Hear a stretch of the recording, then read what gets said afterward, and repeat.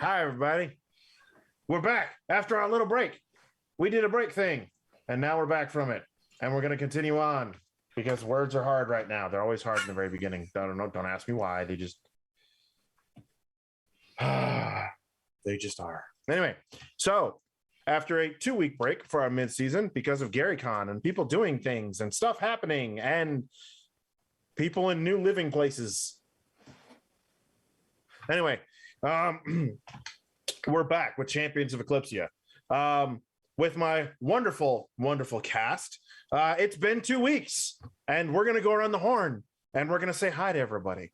So, starting with the lovely, this guy, Noir. How you doing, bud? How you been? How's the past couple of weeks been? Oh, it's been busy. I moved to a new apartment, which is on the 3rd floor. So there was lots of going up and downstairs, and ordered groceries. So there's going to be more going up and downstairs. I really wish this place had an elevator. That's my day. Oh, also, yeah, I did a show this morning. Morning Ritual with the wonderful Mackenzie, game designer for Wizards and Call of Another Deep. And I've got 2 other shows to do after this. So, hey. Look at this guy just chucking along, friends. All right. Al, how you been? How are things going? Pretty good. I know that's right. It's a couple weeks ago. I was on Jesse Jerdak's Cordria Heroes Wanted episode 3. Got to play with some cool people, including the awesome CB himself, Critical Bard. So that was a fun experience. Hell yeah. That's pretty awesome. How's Flint doing? Flint feeling okay? Oh, he'll be fine.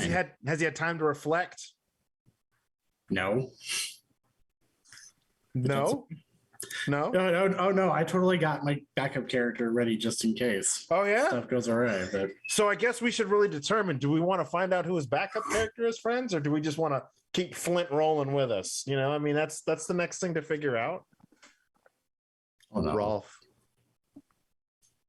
I didn't want to. Oh no! Did Flint have some more? Oh no, I'm good. That's good. You good? You sure? Mm-hmm. You sure? Hi. Okay. Yeah. How you doing, bud? I'm doing really well. It's been a good week. I had some good conventions and some good stuff. So it's good, and I'm waiting anticipation for Ralph's cause and effect, I guess is a good way to put it. I heard coffin. That's a good word to use. Yeah, I heard coffin. So other people in coffin. Yeah, because Ralph is a little coming off his rage induced role playing. So yeah, I'm doing well. I'm looking forward to it. We're all looking forward to see what like what kind of aftercare Maud gives Roth, now that he's coming down. Well, he's back to normal, but it's going to be interesting to see what how it goes with the chief, because he's got a few words he's got to share. Oh, you know what? I'll bet he does. I'll bet he has 1, 2, possibly a whole paragraph with the words for the chief. Oh yeah. Oh, Joshua. I would like to comment, ladies and gentlemen, about how committed to this character this man is. Look at how committed he is to this character. Brian, if you're watching, we need an update with sideburns. I'm just throwing that out there. If you can make that happen, we need the full sideburns. Go and give him a profile real quick so we can get the right. There you go, just like that, and we're choice. How you doing, Joshua? How's it going? I'm doing great. I missed the friends and family here in our little Champions of Eclypsia and all of those watching on Twitch with all the chatter. Had a great time. Went to Game Developer Conference and I did me some learning there. And then I didn't play as many games. It was weird. It seemed like everybody was off at GaryCon and doing other things. So I'm excited to get back into more consistent play with this group and others for sure. All right. Outstanding. Maud, Nikki, the furious unicorn, all the fury. All How the you fury. doing? I'm doing all right. I'm moving. That's happening in June. 27-hour drive with all of our stuff. It's gonna Just a be little. great. Just a little drive. Just a little one. I, Okay. I wish teleporters existed. That's what I wish right now. But yeah, I'm doing great. Maud is doing all right. Still wanting to watch the city of Whitebane burn. Ooh, there is that. That is a thing. That Okay. that is a thing. We got to put a pin in it for the moment. That is tomorrow problems. Or Tomorrow. tomorrow's solutions, I should say. Oh, okay. That's good to know. Making a note of that. That's a tomorrow thing. Mm-hmm. Yeah. Anything else new and exciting going on with you? I've got my werewolf game that is going to be starting up on next Tuesday. It was supposed to start this Tuesday. We had some difficulties, but it's the second season of Werewolf, Phoenix's Call. Pretty badass. It's going to be on McStabber Studios at 7 p.m. Eastern or Okay. 8 p.m. Eastern. 8 p.m. Eastern. I always get that weird hour jump confused. Fair enough. It's going to be fun. And yeah, as for me, I'm doing this. I'm doing things. Some people over at Gilding Light decided to entrust me with the abilities of being their social media manager. So that's fun. Anyway, but aside from that, right? I am so glad to have everybody back here. This show would not be possible without y'all, all y'all watching and y'all playing, and the man behind the curtain who will tell you not to pay attention to him, but pay attention to the man behind the curtain, DC Lacerre. He is the one who runs our production for all of this. So he's very much an important part of the cast. But yeah, so without further ado, I'm ready. They've all expressed that they're ready. So we're going to dive back into Eclypsia, and we're going to do a quick little recap, and then we'll continue on. So for those who are just joining us, here is your first half of season 1 in review. The story started off in the city of Whitebane, one of the few city-states remaining on the continent of Aloth within the world of Eclypsia. The moons of Eclypsia have been transfixed into basically cause an overwhelming shadow, an eternal night, as it were, over the world of Eclypsia. And as such, all the little creepies and crawlies and good guys, bad guys, perspective thing, denizens of the night and the Underdark have begun to lay claim to the land above, or the areas of which they used to hide from that were so bright and shining. Many of the races and cultures of the world have retreated to safe holds, underground areas, or as our heroes, within city-states, giant walled city-states that have been scattered throughout the world. Our heroes were pulled together from various backgrounds, very much given the impression that they're expendable. As part of the as most of them are former members of the Reclamation Regiment, an elite unit of people from the city of Whitebane, whose job it is to go back out into the world and find items of importance, supplies, tomes, artifacts, whatnot, to bring them back to the walled cities in order to help keep the walled cities continuing to thrive. This group was pulled together on one such mission, and their job was to go to the lost city of Ferndale. And there at Ferndale, they were to recover a handful of choice items. Each one of them was given a specific task in turn that they were supposed to recover from the city. On their way to this city, they were supposed to stop off at Fort Rotwood, which sat just outside of the Black Forest. There they dealt with an interesting species of corpse flower, as well as an entity simply referred to as what the Druids summoned. After dealing with that particular gruesome horror that existed in Rotwood, they barred that fort's doors shut and continued along their way to the lost city of Ferndale. Upon getting to Ferndale, they found the grand library of which this city was known for. There, they were to seek out and find their artifacts, each in turn finding what they think it was that they were looking for. But the most important thing that they found was what appeared to be the last known complete map of Aloth, the continent of which they reside on. Several strange markings were on this map, and through their process, Petra met an interesting individual. He met a lost paladin, or at least paladin appearing, and quickly befriended this individual. They spoke, and he gave something of an ominous, we'll say, prophecy, so to speak, warning Petra that somebody within his group would betray him. Petra, having made certain assumptions about who they thought it might be, Taryn, our interesting individual, brought that into question. After another short stint, they within the library, they all came back together, and upon leaving, Petra, once again letting curiosity take the better of him for such an odd grave cleric, managed to harness a lost relic of Eclypsia known as the Lightbringer. Upon grasping this particular sword that is now bound to him, and no other can lift this weapon, they began to fall back and leave from Eclypsia. Upon leaving, they heard the marching of what sounded and felt like an army. From there, we were introduced to the Black Knight known as Garloth.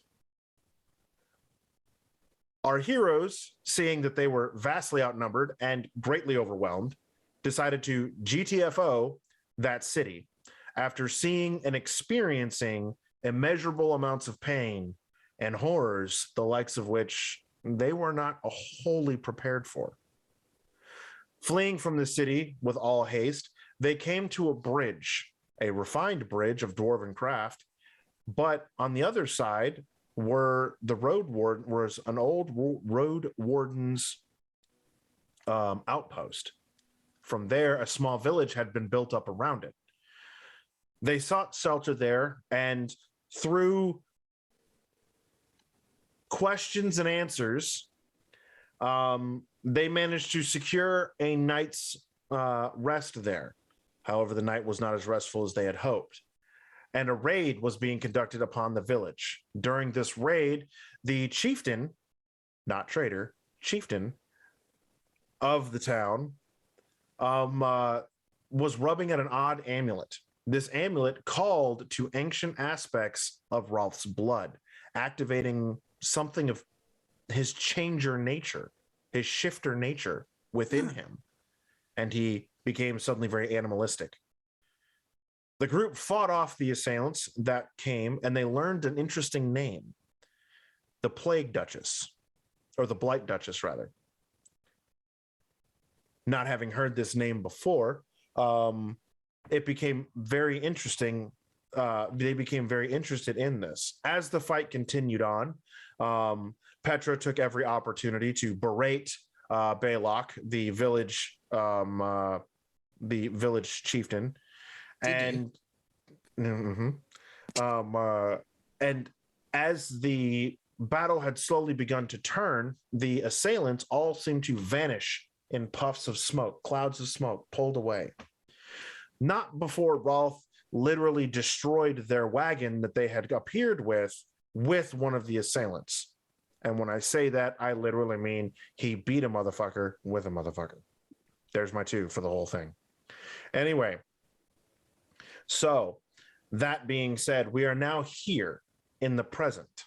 Flint, having secured one of the cloaks, messed with the clasp that was on it, causing him to get pulled away in a puff of black smoke and cloud, and finds himself in a dungeon surrounded by wounded assailants that were moments ago at the village where he was at, surrounded by cold, sweating stone.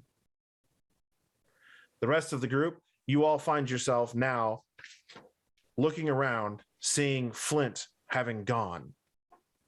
Rolf coming down from this deep incited rage. Petra having tried to convert and pull the people back to his side and his way of thinking, as well as the groups. Several did turn as if hearing what Petra had to say, but quickly turning back to follow in suit with the rest of the villagers of the town. Now, Flint is gone. You are all there. The village chieftain had said that you have worn out your welcome simply due to the fact that you did not do as he had commanded, which was to simply stay inside the barracks building. But now you are here.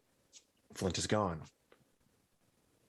And the backs of the villagers have been turned on you, literally.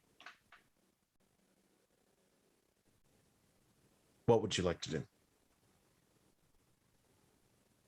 Rolf is. Oh, go ahead. Einar is going to talk with Baylock. He's going to step forward between Petra and Baylock, having just all of this gone down and seeing everybody starting to turn their backs and realize that he's losing, that as a group we're losing time. And Einar is going to step up and kind of a little bit step in front of Petra without feeling like Petra's going to stab him in the back and say, I understand that we have violated your rules. We have insulted you, that we as a group as guests have come into your home and put you at risk. And he looks over at Roth and kind of nods and goes, right now you could offer to help Roth. You could help us help him control that side that you are so scared of and that concerned about, that you have obviously controlled. But more importantly, you can easily get rid of us by giving us information about this Plague Duchess and helping our friend of where he has gone, which I assume you would like to get rid of us. And during this time, Ralph is actually calmed. He just lets the body and starts walking towards Baylock, the chief, and Einar, and is just he's regained his composure. He's not raged anymore. Okay. But he does have a look on his face like he's waiting for Einar to finish before he has a conversation. All right.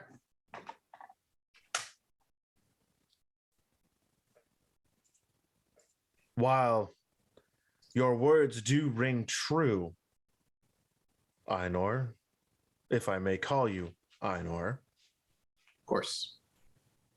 Your friend is missing. Do I know where he went? I have a good idea.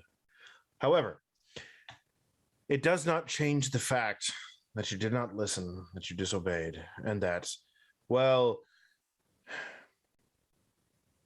there are those among you who wish to pull my people away, and that is inexcusable.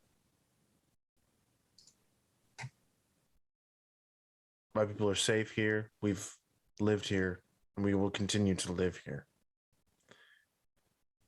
You are not welcome anymore in our village for this night.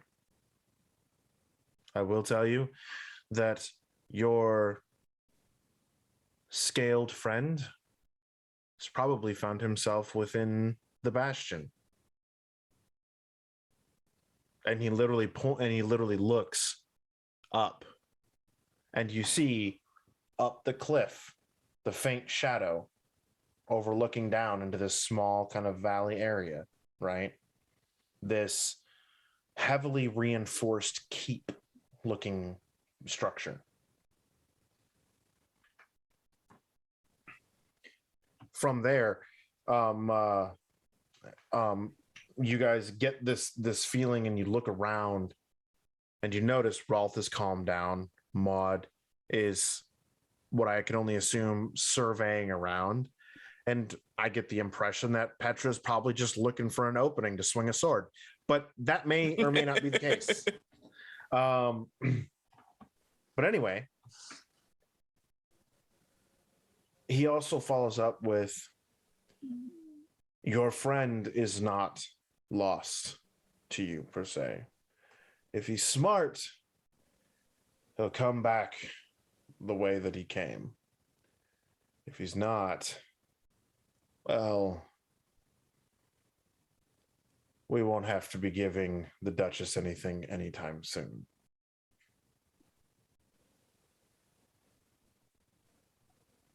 Chief Baylock, your words, he kind of adjusts himself a little bit. Some of the things you've just said, I find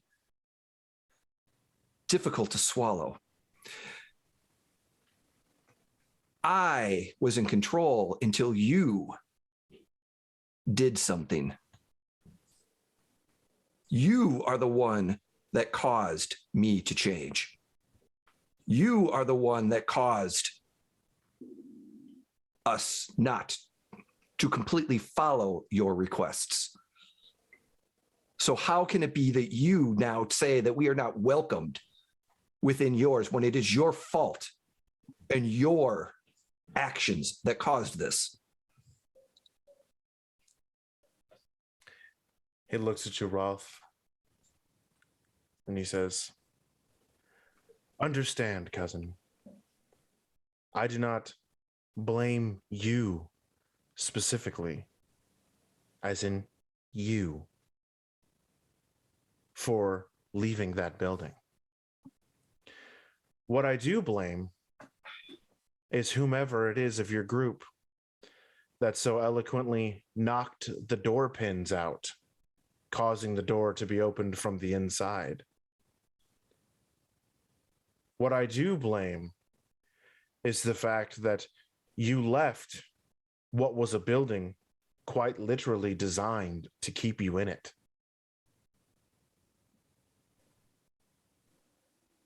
Do you think that building would have held me? Oh, I know it would have. No.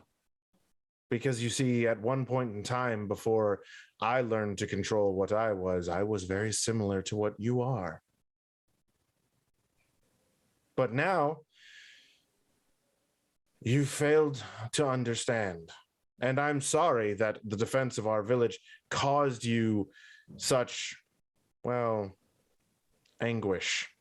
As he kind of like looks around, but you seem to have worked it out yourself. In more ways than one.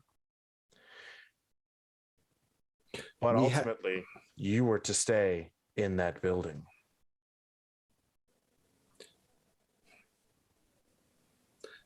Consequences, I can only imagine, for your future endeavors with this Duchess. You will take care of it, I have no doubt. But we can learn much from each other. I can learn much from you as well. Why be so stingent on your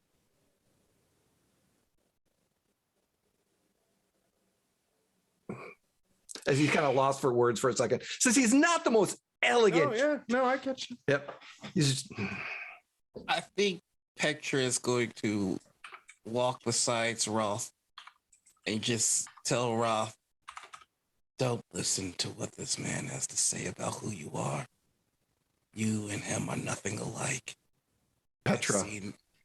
I've seen you for some time now, and you've never been a coward. That I know I'm not. I've never been a coward. But, Petra, you have your thoughts have been have put a sour taste in our guests as well. Chief, is this your request for us to leave permanent?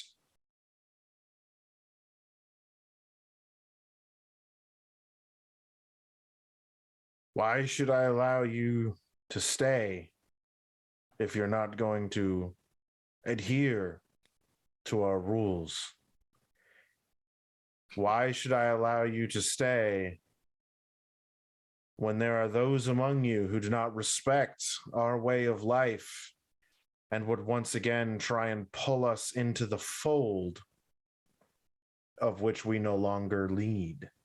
As you see him look over at Petra and then look back to you. Clearly, you know that having the Petra, the individuals of our group in here, you would have had to have known what possibilities you would have been faced with, unless you are a chief of renown. Only a chief of renown would be able to understand what we are. And it can be you are. But do you know what he is? not completely, but Man of my word. clearly there's animosity between you two.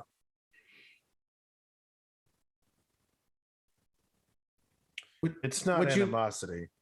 It's more of a, I am no longer the person that I once was. And there are those who seek problem with the fact that I am no longer what I once was. Being what you once were, it's a matter of you not being what you swore to be. And what did you swear to, Fate Weaver? What did you swear? That you would once again reunite all the lost cities? That you would once again make the sun shine? While all the while sending secret assassins to those who don't agree with your point of view? I swore to fix a broken world and maintain the natural balance of things. Something you can't do by hiding under your bed like a coward. I may be a coward in your eyes, but my people are thriving. We're living. It may not be the best life, but it is life. And I can tell you this much. I go to bed every night with a clear conscience. Can you say the same? Yes. He's going to insight check the shit out of you. Are you attempting to deceive him or no? Listen, does Petra know that he's done bad things? Absolutely. Does he feel bad about them? Absolutely not. It's for the greater good. Okay. Does he go to bed with a clean conscience? Absolutely. Okay. Great to good. By the way, I hate who I'm playing, but I'm having so much fun being this is resolving a lot of religious trauma in my life. Baylock looks at you and says, then it is you who is truly lost. He turns. Rolf, you are obviously the leader of this group. Am I correct in this? I have been tasked with leading this group, but we are equals amongst certain things, for they have not more knowledge in certain areas than I do. I don't wish this chance meeting, for we did not know your existence until yesterday. So we have much to benefit from each other. More us than you, to be fair, as Einor looks around. Good, true. Trying to build a little bit of favor. Mm-hmm. Very true, Einor. Make a persuasion check. Oh, crap. Yeah, persuasion is not his strong suit, but Does Einor opening and then kind of assisting here and there provide any sort of advantage to Rolf? I would say yes. Woohoo! Thank you, kind and wonderful GM. All right, we're gonna go with some natural physical DC dice. 36. No. Yep. So we're gonna. Yeah. Since I have a -1, it's only going to be a 13. Yeah, I'm not persuasive when it comes to things. He looks at you. Since somebody here is so very big on oaths, do I have your oath that you will not allow the influence of your corrupt city-state to try and swallow up what is my peaceful village? Are we free to live our lives as we deem it? As far as I'm concerned, and Einor flips out a book and flips to the map and looks at the mapping that he's made inside of one of the books and says, as far as I'm concerned, this city does not exist. Is that? And he looks at everybody, specifically Petra. Is everybody comfortable with agreeing that the current map that we have is sufficient for explaining what is around?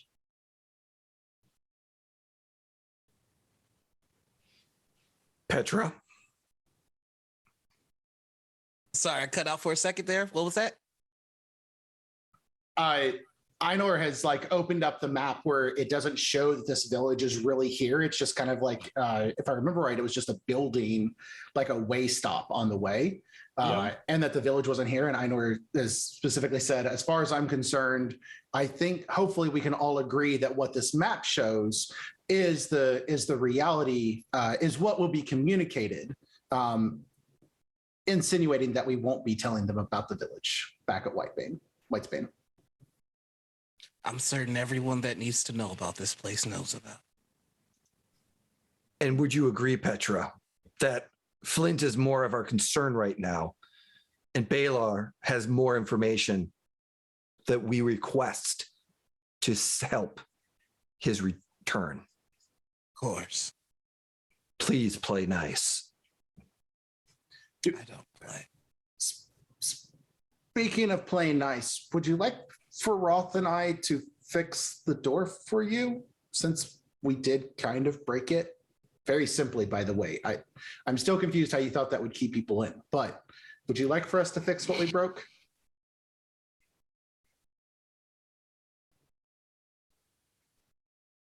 I would like to remind Einor real quick.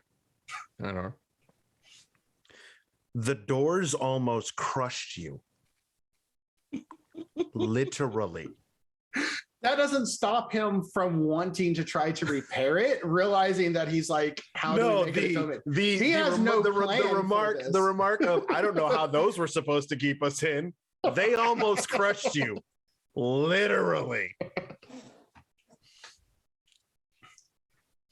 They were very easy to make fall. One good rage roll, I would have knocked him right down. So Baylock looks at you and says, while we can handle that, I believe there might be something more pressing at hand. Mm-hmm. And at that, we are going to cut over to Flint. Flint, you find yourself, as this puff of smoke dissipates, you see a handful of the combatants of which you were just dealing with, their hoods slightly pulled back. You see various forms of wounding on them, right? And they all kind of turn and look at you with their milky white eyes, not moving to attack you just yet, but more in shock that, like, where did you come from? It's that awkward silence of just, oh, look, here's the guard room. When the thief thought he was opening the correct door, but was in fact not. Well, this is interesting. You just kind of look around, survey, and it's like, oh, that was some battle, wasn't it? One of them turns. Who are you? I'm Flint. I'm paladin from the city of Whitebane. Though I don't usually look like most people who are there. If their eyes could express shock, it would be. And it's almost as if in that instant, right? They're immediately going to weapons. The moment you utter the words paladin. Oh, but don't worry, I'm not gonna hurt all of you. I heard that. I mean, there was some misunderstanding here and there back in the village. But we're pretty much done with them now, so, if you want to go back there and sack them, he says with an awkward chuckle. Like they just kind of look at you, and one of them literally kind of like walks up and touches you and is like, you must seek the Duchess. And at that, they all kind of draw swords and spears and start to kind of guide you out of this room. Okay. Do you just go along with it? He does, and he's gonna reach into his pack and pull out the book. Just kind of thumbing through pages, like, is there anything on the Plague Duchess? Doing that, but then also waiting for his mother to say something, or be like, very well. All right. So as you're being escorted through, you go up several steps of stairs. You can tell that this wherever it is that you are is reinforced. It has been made to it has been fortified. Then you come up after, and it's not you come upstairs. It's almost as if you go up a set of ladders, come through a door in the floor, go to the next one, go up a set of stairs, go up a set of ladders, come through a floor, go to the next floor, kind of thing, right? Yeah. And this entire time, you can't help but smell rot. Mm. And I don't mean like in the sense of like rotting flesh, right? Necessarily, but that smell of compost, that earthy smell, that wet smell.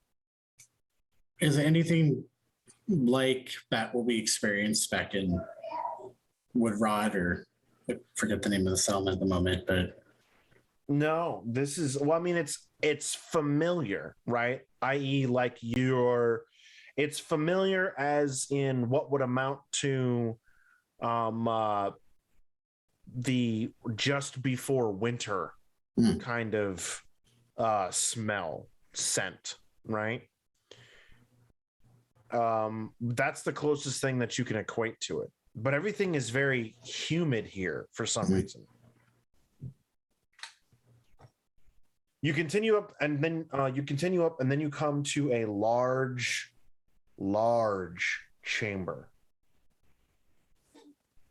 At the far end of it, you see a series of sconces lining a wall and a throne made of bone, all sorts of animal bone. And then atop it, you see a stag's skull and horns splayed out. As you approach, you see what can only be described as a veiled woman in a tattered, rotting wedding dress. This large gown was white at one point. You can tell that it was white and it was pure at one point. But near the ends of the sleeves, you notice that it is black and rotting and torn. And just as it is along the feet, it is black, rotting, torn. You get about 20 feet away from the throne, and the person's head does not have smooth movements. It just, before it looks at you. Who are you? I'm Flint. I'm from the city of Whitebane. I am a skilled swordsman who can also heal. Remembering before when they drew swords. I was at the village that you guys were all sacking, and a couple of them mentioned you before they died, before they fell. Come closer.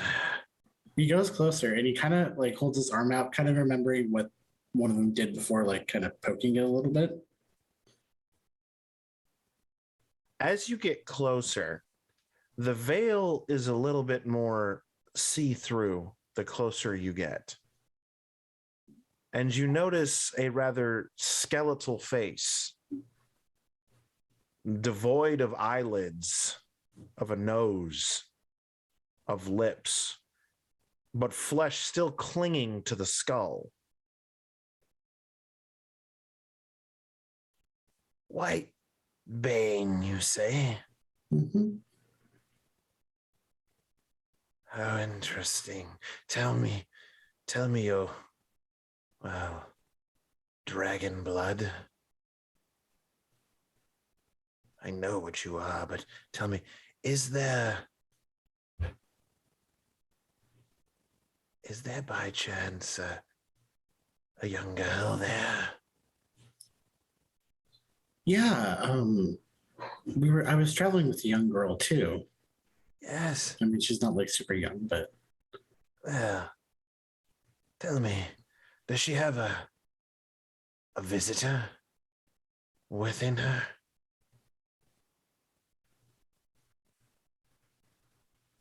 you mean like someone who talks to her? Like in her head, he kind of points to. Yes, someone who advises her of things. Yes, a visitor. Yeah, I mean, she kind of advises. I mean, she kind of looks at. She'll look at us sometimes, and she'll kind of spar with her, verbally spar with the other people, one of the other friends, Petra.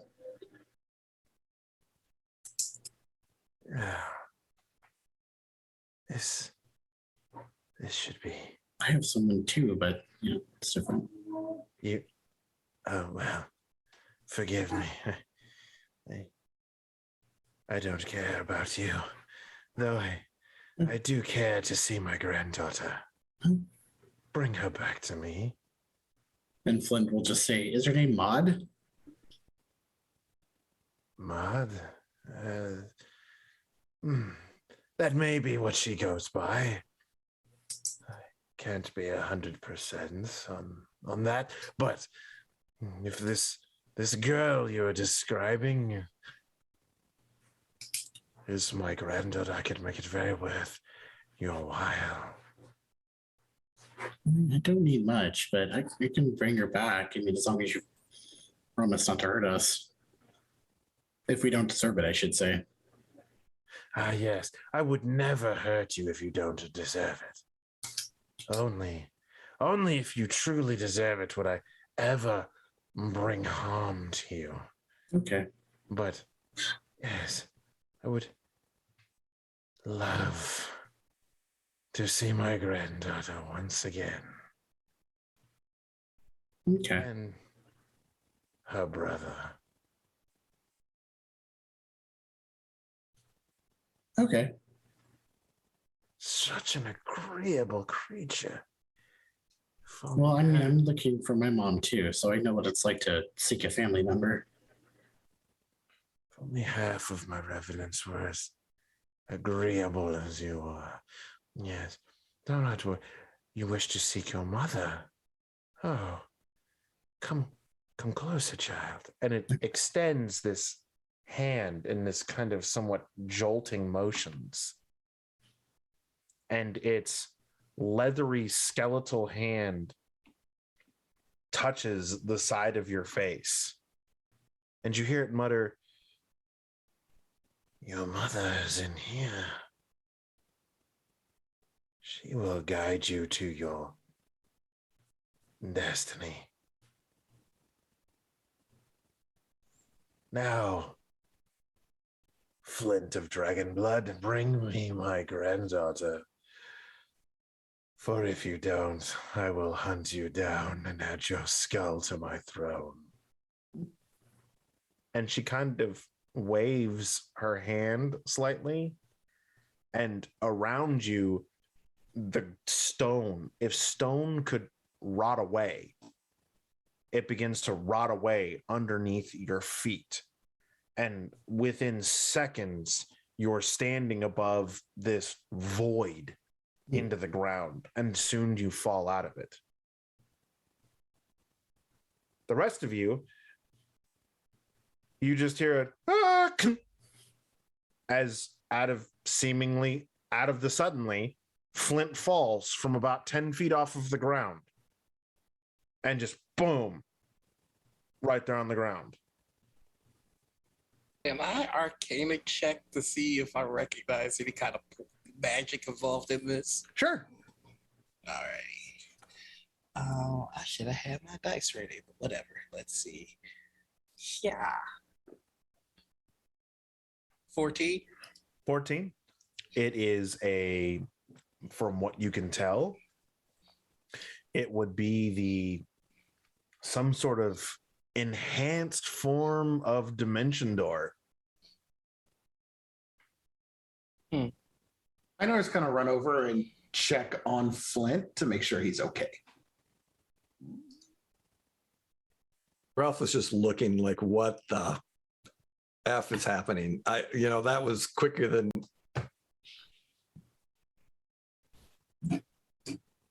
Yeah, so I went and saw the Plague Duchess. She looks undead. I think she might be Maud's grandma. Surprise me. Surprise me. I feel like you're leaving out a couple of steps. What happened? Oh, well. No, I don't want to do that. It's like Flint looks at the cloak and he almost claps it, but he decides not to do it. No, I was transported to the fortress, and it's a really interesting place, but they took me to the Plague Duchess, and I'm assuming without, I told her I was from Whitebane, and she's like, "Oh, my granddaughter's from there. Bring her to me." I think the subtext was "bring her to me or I will kill you," or I think she did literally tell me that, but because she asked if her granddaughter had like a visitor or something like that.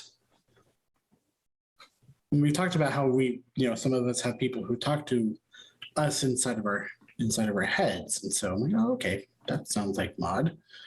And she ended with like, "I'd like to see my granddaughter and her brother again someday." So Look very confusedly at Maud.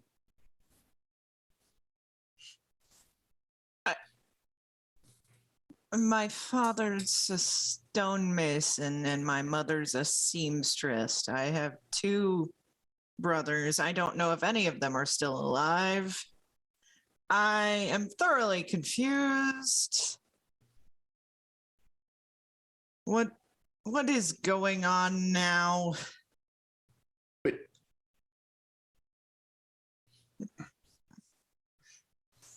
Would you like to hear the woman out, or would you like to leave? This woman is clearly crazy. I'm finding more people are crazy and wondering if those of us that think we're sane aren't the crazy ones. That might be fair. But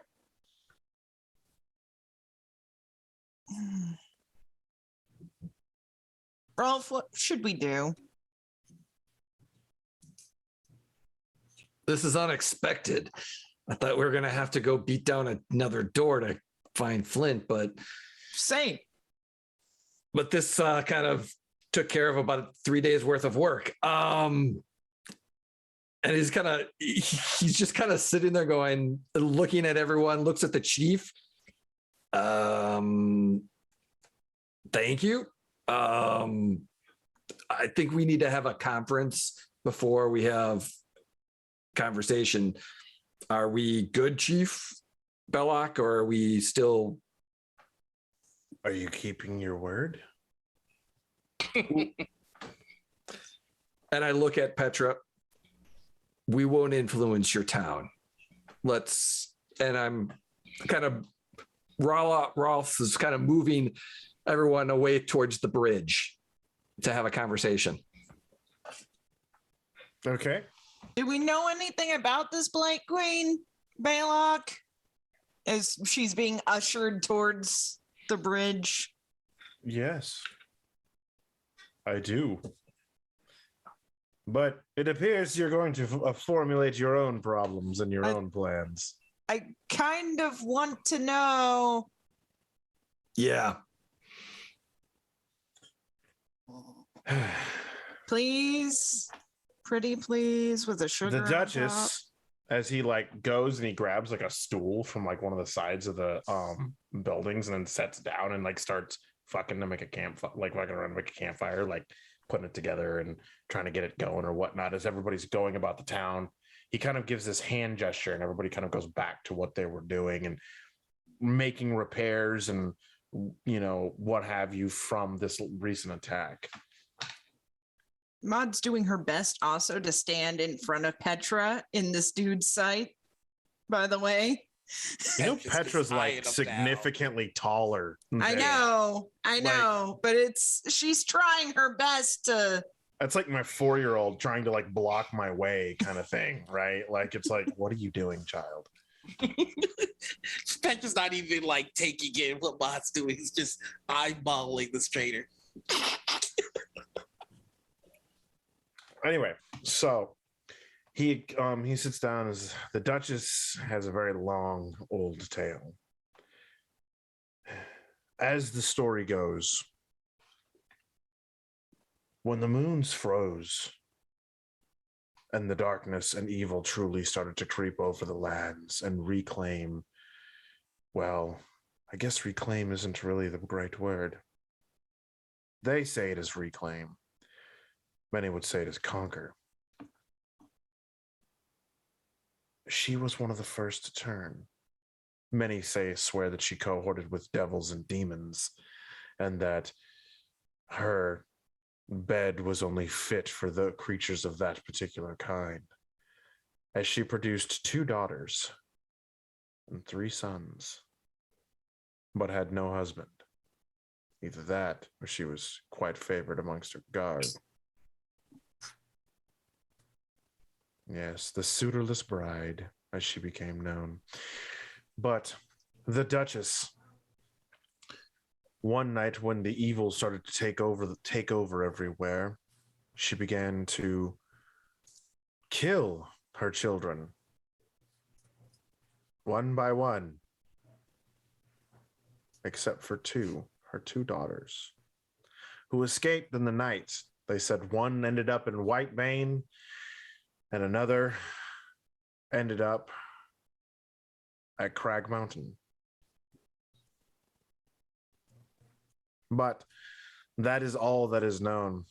Rumor has it that that she is the one sister escaped to Whitebane and now is some person of import. But I figured the daughter must have died when the city was sacked. But you claim the city wasn't sacked.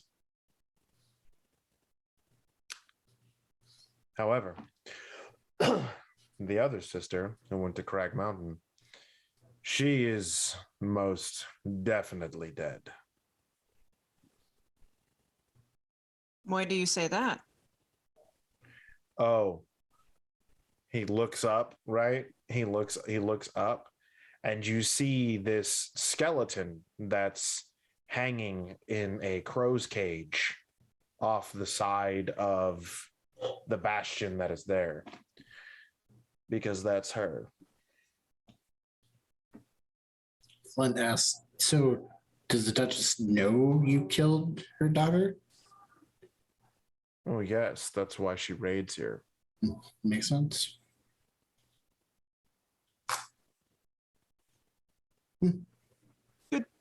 Good talk. Thank you for the story. What is the daughter's name? She went by the name of Angelica, as the story goes, but who knows what name she has now, if she's even alive. I still have a hard time believing that you're actually from Whitebane and that the city still stands, but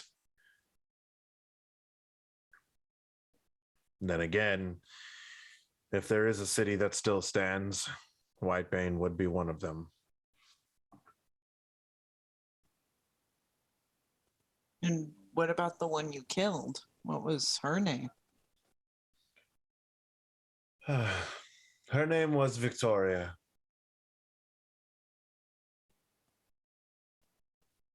I'd like to insight check him.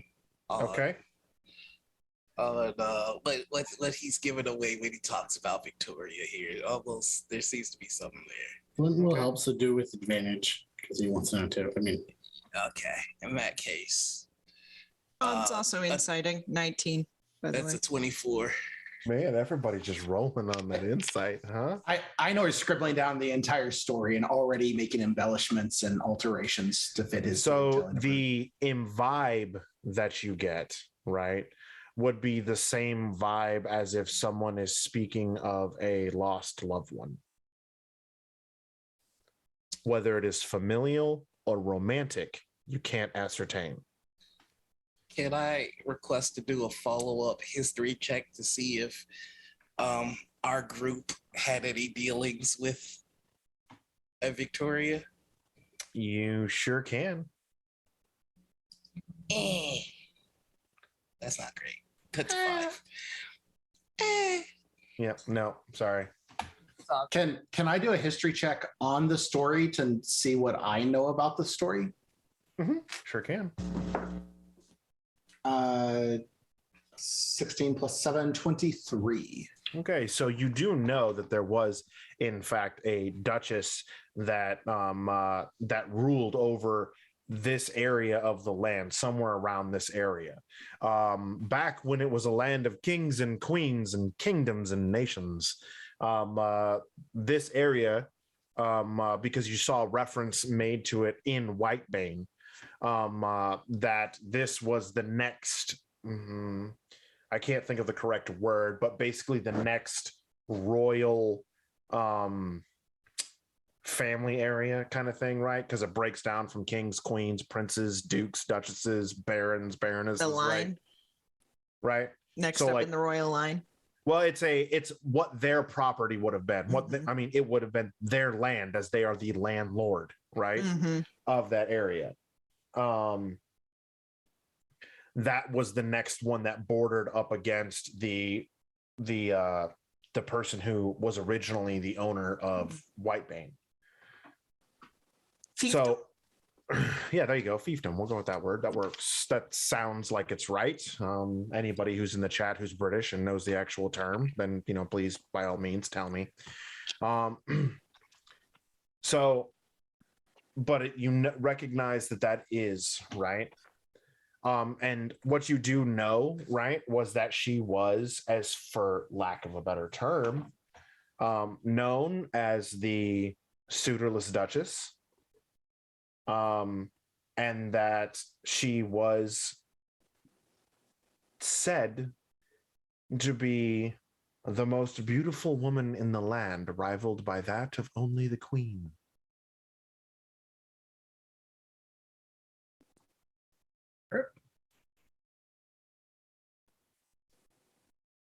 Why did you kill her? I'm just gonna ask. All right. Wow. This guy. He just the chief, he turns and he looks.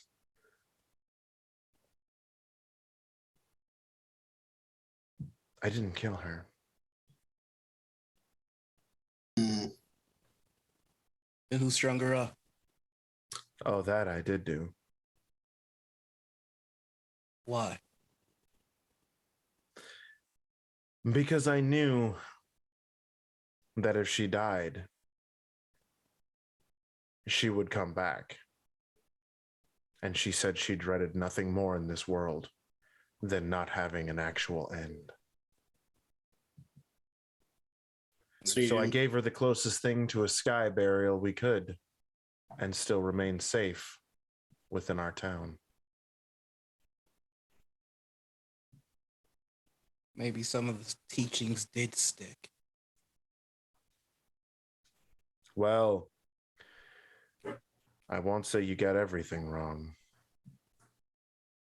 And he just kind of like goes back to tending the fire and getting the fire going. Another one of the villagers comes up and asks, pulls him away for a moment. And you're all kind of left standing there around this kind of campfire as you are met with this scene of these villagers, not more than maybe 5 miles down the side of this mountain from that keep sitting up there looking down.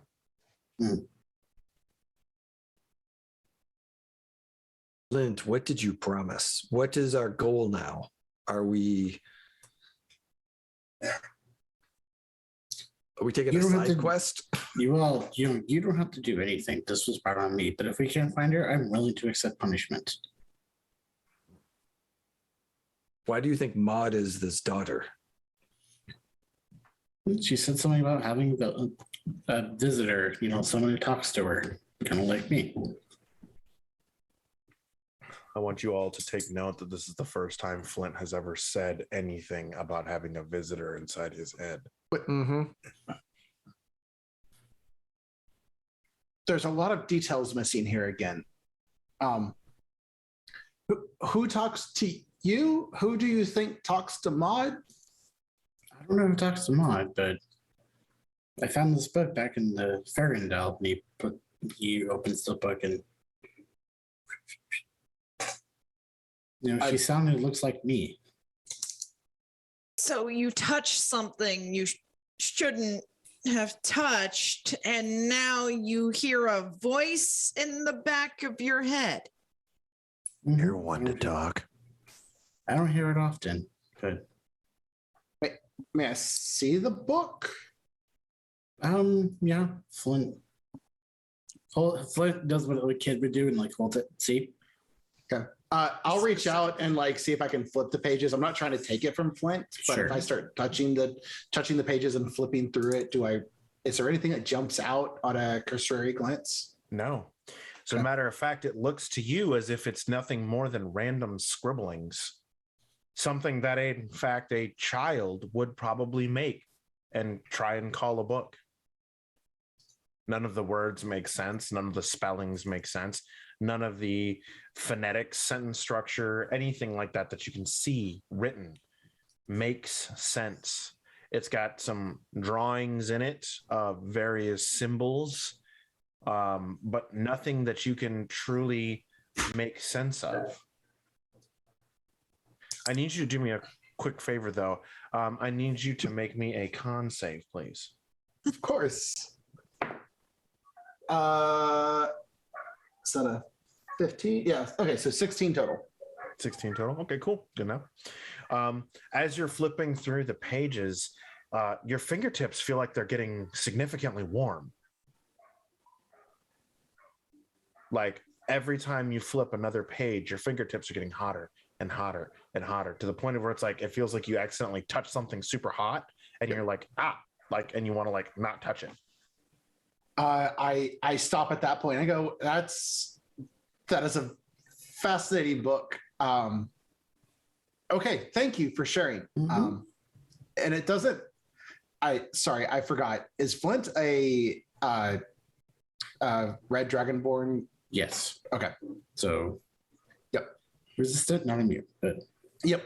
I just kind of look at the book and okay, thank you. I don't know anything about this book. It's interesting. Right? The reason I told people not to touch anything is because of you. So you doing the pot called the silverware black is not helping at this moment. That's not how that goes. Not how what goes. Be back later. Your surrogate father figure staring Okay. at you. Be careful. There's fast. What? And you just notice that, like, as you're having these conversations with you, Rolf is like, What, Hmm. sweetie? And at about now, Ralph has been he digs out, appears to be a small piece of candy wrapped, and kind of slips it over to Maud with a little bit of thank you. And on the wrapper, it says the candy is sweetie.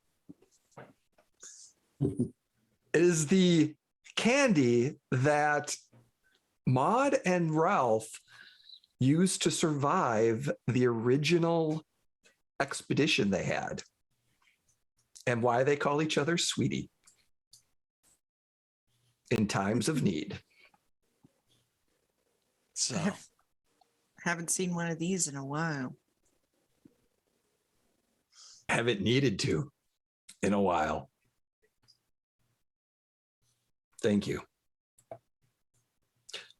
Now, on to more important business. What are we going to do? We have accomplished our mission for the White Band, but clearly there's other things that we need to get sorted. I mean, if all else fails, we can go back to Whitebane. I'm not going back there. at some point we need to go around. And he tries to allude to the location in his book. There's something of value that I need to acquire, and it would be much easier with all of your assistance. Is this because someone else told you to grab it, or is this personal? I don't see how that makes any difference on whether you should join me or not. It makes a big difference, Petra. If we're going to potentially sacrifice our lives, we need to know more information. Is this for you or for your organization? Really, because I seem to have been more than willing to lend my blade and magic, and I don't recall having asked too many questions. Yet, the one time that I need your strength, in return, you want to meet me with an interrogation. Know that I have your best interest at heart, and I will never put you in a situation that I did not think that you had the strength to come out of alive. That should be suitable. You told me not 8 hours ago that I should have stayed in the cell that I was thrown into. Yes, Best interests? Yes, it would have saved me quite a mini headache I've had from listening to you talk, but still. So it's just going to start walking away. He's going to start leaving the town. Mommy and Dad here fighting again. Everyone's fighting again. I'm going to go over here. Still, even so, Maud, in your captivity, you would still be alive. So yes, your better interests. It's not what I'd call living. And she's going to walk away this time. There's probably just that slight little bit of a shoulder check at Petra. I mean, it's not at his shoulder. It's probably more like elbow or pec. No, I think you're more like sternum on a good day.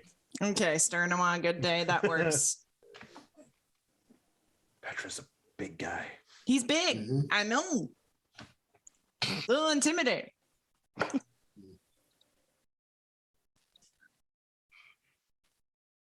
So what is the plan, friends? Not saying I wouldn't help, though. And that she does say that as she walks past him. Ainor, thoughts? Do we go back Do we search for this Duchess' daughter, then go on Petra's quest, or Petra's quest, then back to Whitebane, or partially?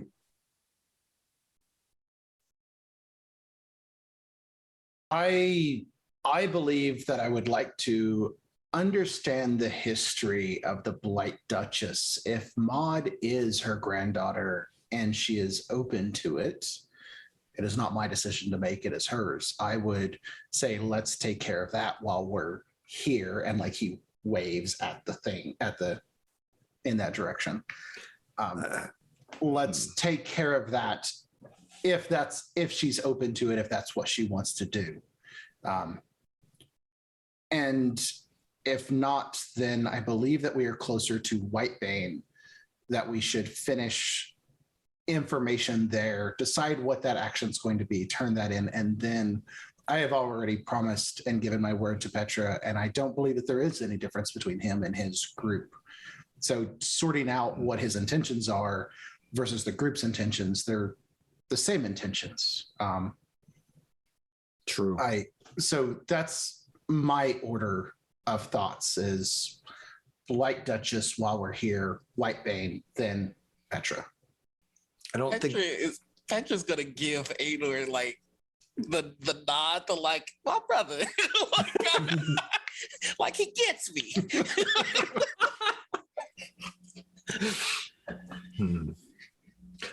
Divisions in the camp are forming. I just don't understand how Maud can be this Duchess's daughter when clearly that's doesn't seem that. Or granddaughter. But I don't either, but I don't know her very well. I know her family, and by I know her family, I mean I don't know her grandmother. I don't know her grandfather. So it's interesting that somebody who has likely been here since before the moons froze, someone who knows what a sunset or sunrise looks like, would take an interest in Maud. It's easy to understand how this could be true in terms of Maud. When you understand the fundamental truth about Maud, which is I don't believe that she is capable of telling the truth, even when she means to. No, that I do not agree with. She can tell the truth. She has many times with me. Of course. As far as I'm aware, she has only lied through a mission with us since we've been together as a group, which all of us have to a degree. I'll be back. As Ralph walks towards Flint and Maud, leaving the two back at the fire. That was for you.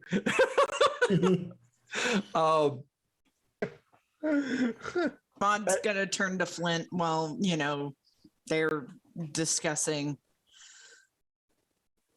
So that's what the lady said up there? Flint nods.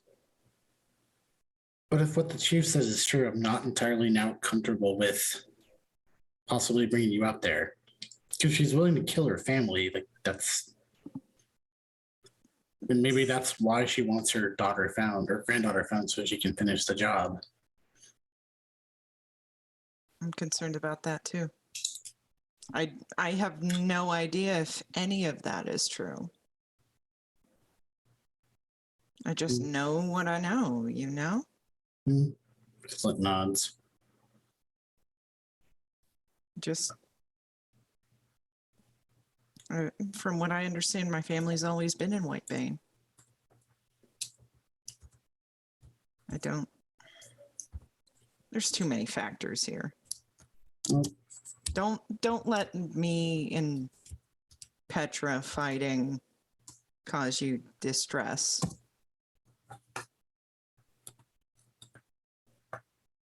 All right. He nods. Just know that me and Petra are probably not going to get along. I'm Not doing my every- best. No, you can only do your best. It isn't just that.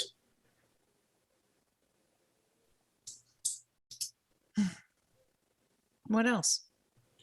Well, like I said, it's just it doesn't sit well with me. It's, that's just killing your family. Like I understand madness can take over and people do horrible things under duress, but We could burn the keep down. I can Well- at least help with that. I mean, yeah. Kind of nods. And there's just that little smirk for a second. She just wants to see her granddaughter, son. You of all people should know and understand how important family is.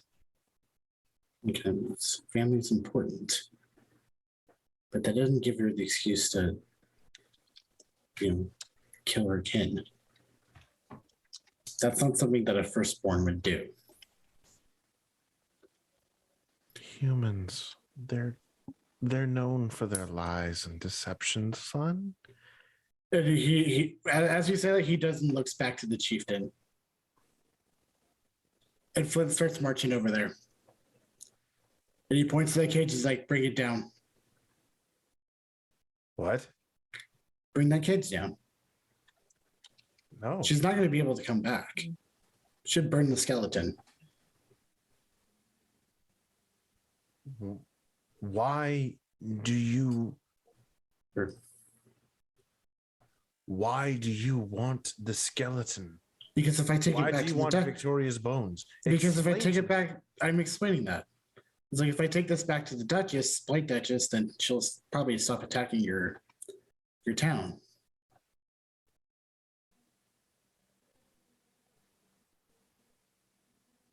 Victoria never wanted to return to her mother.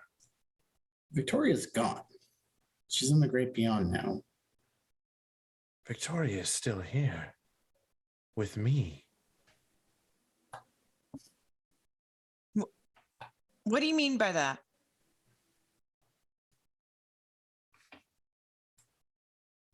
Well, sorry, all this talk of people in heads. Does and Flint does Victoria speak to you? No, she's dead. Well, permanently at least.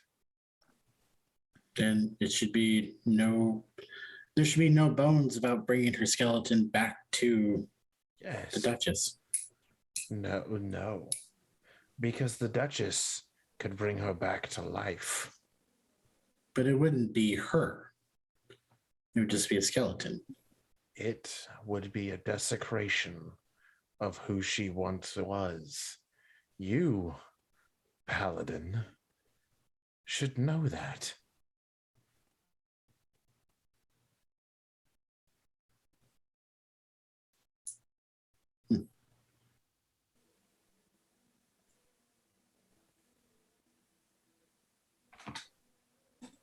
He has to go to sleep at some point, sweetheart. Just do the right thing and take her daughter back to her. Flint just walks away. Like Baylock just kind of like,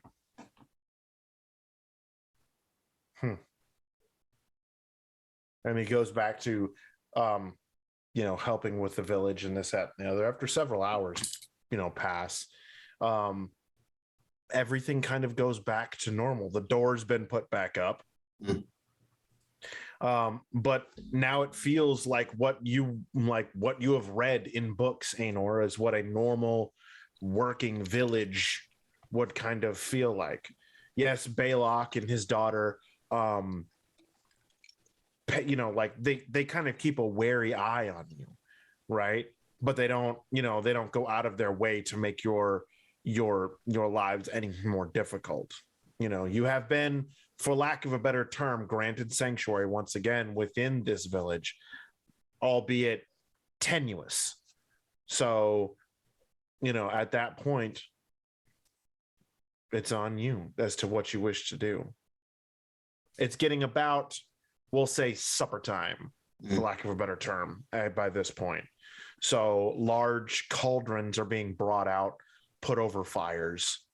And then you see several villagers return with this 6-legged animal from the forest, and they begin butchering it to put it on a spit. I'm going to be waiting for Roth to kind of talk with Maud and Flint to get direction, and I'm going to start taking notes of what people are doing and offer to. Do you mind if an ignorant person either helps or observes what this, and try to learn hands-on, and like I offer to help. Who do you ask? Just anybody? Yeah, just anybody. Roll me a d6. Oh, that would be a d20. 1. Okay. So you go over to one of the campfires, and it's just a couple of commoners. It is 2 men and 1 woman. And they are building up a fire around the cauldron. You see them pouring in water, and then you see them start chopping what appear to be potatoes and carrots, and like slicing them up to throw them into the water as it's starting to cook and simmer. You see them throw in giant chunks of sage, like straight up whole like thing of sage, just throw it in there. They don't even just throw the leaves. They just chuck the whole thing in there. And it slowly starts to cook and boil, and the smells, it smells good. You see them throw in a bone inside of it. And it, begins to really start to smell really, really good. And one of the men looks, and he's just like, there'll be plenty to go around if you yourself are hungry. I would appreciate that. We've been living off of tack and what we could find in the land, which is not a lot. Is there no hunters among you? These lands are full of things to eat. It has not been a priority. We've been so targeted on our mission that stopping to properly hunt and eat has not been at the forefront. Oh, you should always make time to eat. You put too much strain on yourself in this world of shadow and gloom. You have to take small measures in your day-to-day to ensure that you achieve balance. If not, the darkness itself will consume you. I agree. I have always found stories and music have helped bring that light to others, but the actions of people coming together, I feel, can do more than just to put the darkness at bay, but can actually push it back. Rely on your friends. Out here in the plains, this is all that you have. But enough of that. Try this. It'll knock your socks off. And it starts after a short period of time, you notice how they prepare, what they go through, what they do, the kind of interactions between these 2 guys and this girl, as they're building and making this kind of stew. Before too much longer, it becomes really kind of a hearty stew. But you're noticing outside of the bone that was thrown in there, no actual meat has been put into it, but they give it to you, and do you sample it? Oh, absolutely. Zero hesitation. It could be poison. It's probably going to kill me. Don't care. He just doesn't think about it. He just tries it. Okay. All right. Give me a con save, please. See that +1. Oh, a 19 on the die. So that's a 20 total. Okay. All right. Sweet. For the next 24 hours, you are resistant to the effects of poison. Okay.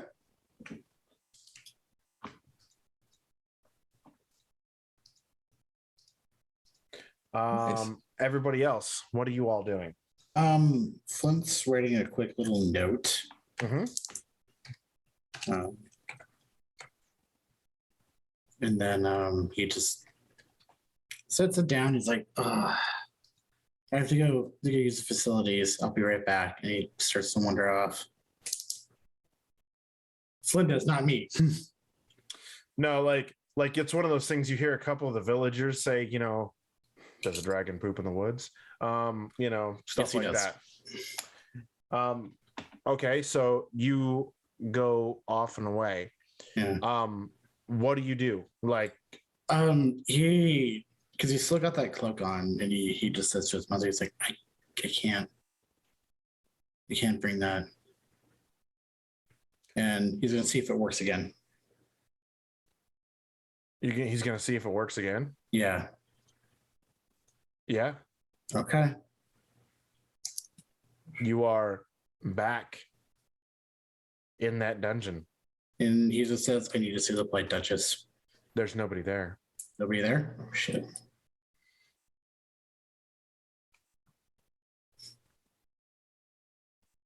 Okay. And he'll start calling out, and she doesn't respond. Your voice echoes.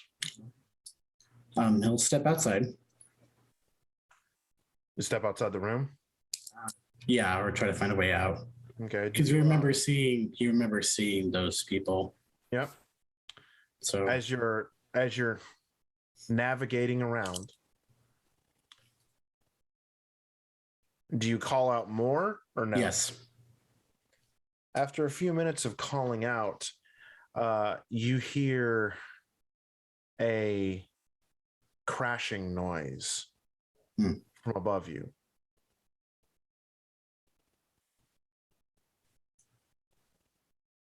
And a thud. Thud. Thud. As something very large is walking on the floor above you. Okay. He's gonna go up to the. Find a way. I mean, he's still outside, so can I see it? What's that? Oh, can I see what's making that noise? Or do I gotta go back inside? No, I mean, no, you're still inside this Oh, building. okay. You have not left this building. Okay. Like, so you activated the cloak and it sucked you back up there Mhm. to that strong to that keep, right? And so you're navigating your way around inside the keep from what you remember. And as you were calling, after a short period of time, you started to hear that thud, thud, thud. And you know what? That is absolutely correct. We are going to take a break, friends, and we will be back in 10. So go use the facilities, go do your thing, stand up, stretch, drink water.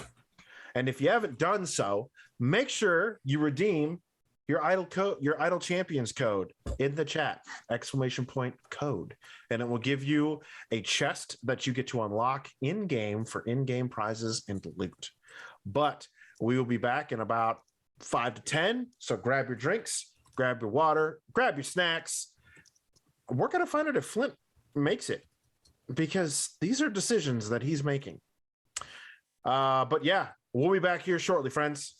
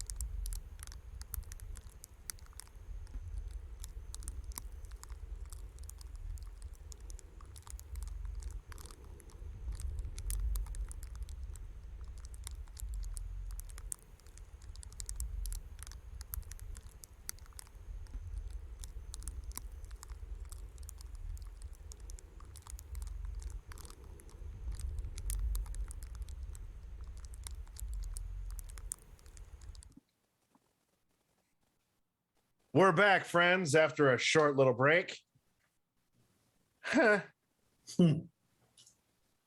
Anyway, so we're back and we're doing things, and Flint has made decisions. Before the break, the group had kind of, come together and made it to where they, were able to stay in this nice, quaint little village.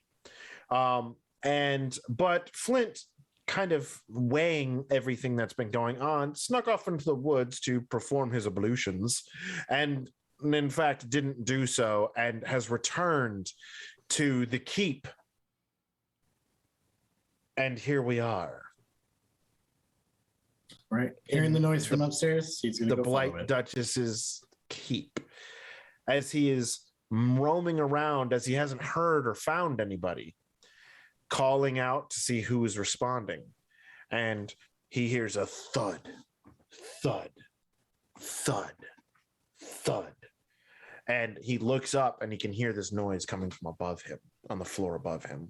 And it's that like thud, and then like the little bit of dust kind of comes down. And Flint begins to move towards this sound. What are you doing, Flint? He's going to go up to the floor above. Okay. You open the door hatch to try and go up to the next one? Or how do you how are you? Okay. As you open the door hatch to this next floor, you remember that this particular floor isn't exceptionally large, maybe only about 80 by 80 at most, right? And pacing up there, what you can only be described as this horror of a creature that appears to be the amalgamation of all of those revenants that you had fought and that had gotten away, formed, tied, bound into this new creature of bone and sinew and rotting flesh. Bones forming hands and claws, only each finger is a series of multiple arms.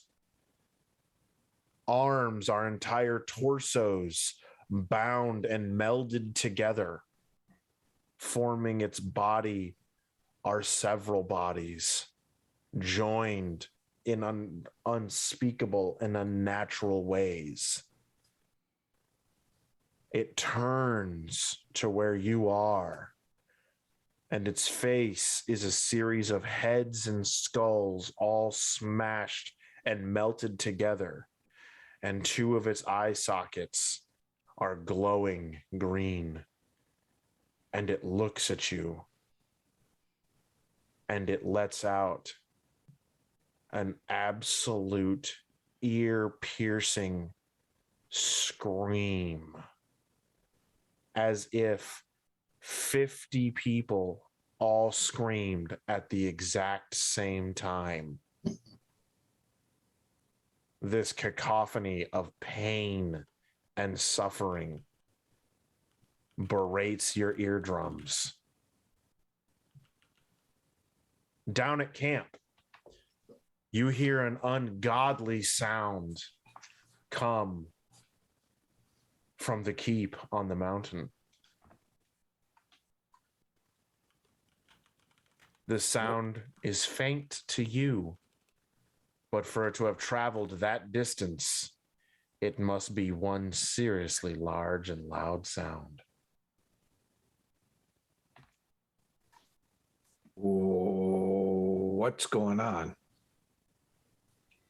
Ralph is checking to make sure everyone's around, looks at the chief, counts all the members of the party, realizes one's missing, looks at the chief, counting, and just what's the chief's, Baylock's? He has this look of like, oh shit, on his face. What is that noise? The failures is all he says. Petra, where's Flint? You're muted, bud. No, oh, okay. He just says, "Why would I know?" I don't. Where did Flint go? And suddenly the possible realization of, oh, just kits Rolf. He like you see Baylock like scurrying about. He's literally at this point, he's hurrying all of the villagers inside the barracks, inside that barracks building, right? He's picking up kids, he's picking up all these people and like going and pushing them inside there, whatnot. And he like he's just like, you don't want to be out here, believe me, you do not want to be out here. And like starts, and he's just like, come on, let's go, come on, you need to be inside. As Ralph's looking at everyone in the group, who's seen Flint? Where is he? I haven't seen him.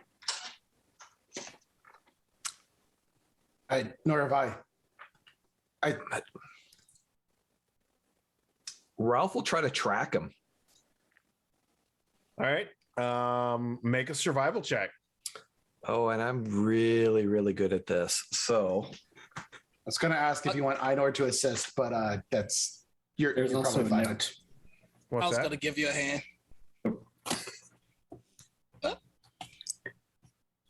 Sorry, Cameron. Dude. only a 16. Okay, you were saying something. No. There was Flint did leave a note on the table, or like there is a note where he was sitting. Okay, Oh, His face down. Okay. all right. And Sorry. what does the note say? It says, "My dear friends, I'm sorry. I'm so sorry. So sorry. I didn't want to put you all in danger because of my mistake. I went to confront the Plague Duchess. Do not follow me." Flint. Hey, Maud, Well- how do you feel about meeting your grandmother? What? He says very like sarcastically, and like stares up at the oh my gosh, it's not a tower. Whatever. It's a reinforced keep. Yeah, looks up at the I key. don't even know if this broad's my grandmother. I don't see why we would be wasting our time following when we were given strict instructions not to. Whatever Flint wanted to do, clearly he wanted to do it on his own. He's a part of our group, though. He called us friends. We should be good friends and know when he's making stupid decisions. And this is stupid. Roth? back up. Move out. Save his stupid ass. And risk our further missions. Yes. No, His strength will help in our further missions. then he will be strong enough to return, wouldn't you say? Oh, do you want to stay here with the people that you've already insulted? While we Much go? rather. The people that you called cowards? No, I called their leader a coward, and he is. Oh, so now you're a coward now. Okay. No, It's I'm like just old, not- it's like old times, Rolf. Oh, you were so much better in a cage. Listen,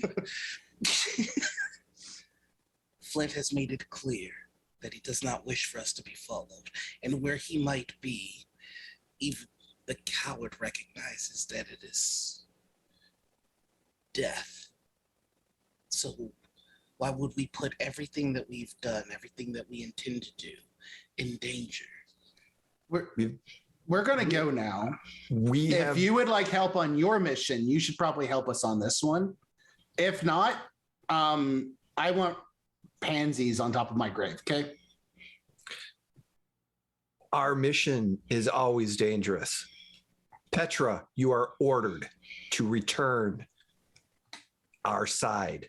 Now let's go. And who do you believe you are to give me orders? Your leader of this group. Now move. You are mistaken, Rolf. You are mistaken. But yeah, if you want help on whatever it is your associates asked you to pick up for them, yeah, you need to come with us for this. Come on, Einor. Come on, Rolf. Let's leave the coward Can behind. Ralph make an intimidation check to invoke the group, knowing that the mission was he was placed in charge of the mission, and hence his organization, cooperation with the regiment is under Ralph's lead, and what he says should be followed? Okay, so here's the thing. All right, so you would have to make a persuasion check. Okay, right? persuasion. However, Okay. this is going to be opposed, right? Okay. Now,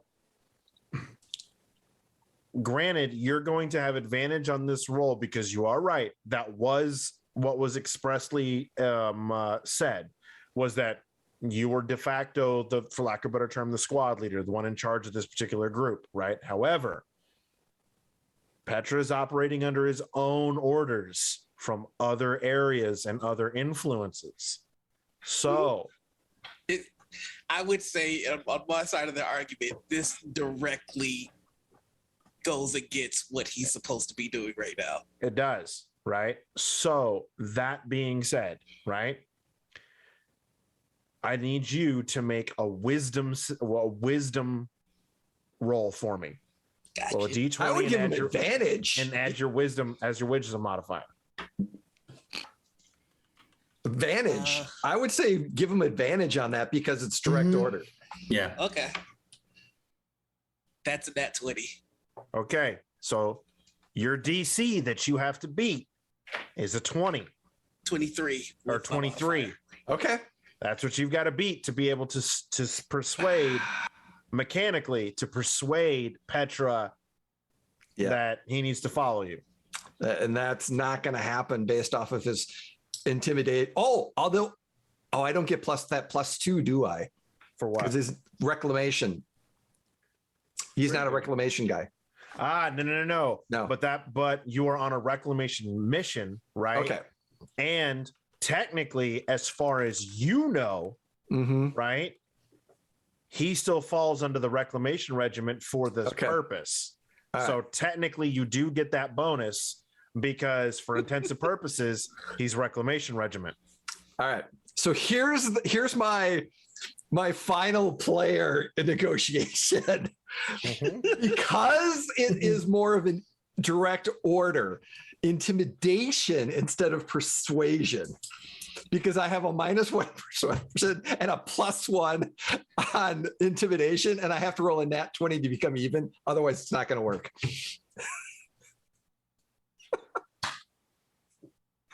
Go ahead and roll it. I'll and allow it. see. It's I'll not. allow it. I'm 99% chance it is not going to happen. But I am going to roll this so that everyone can see it.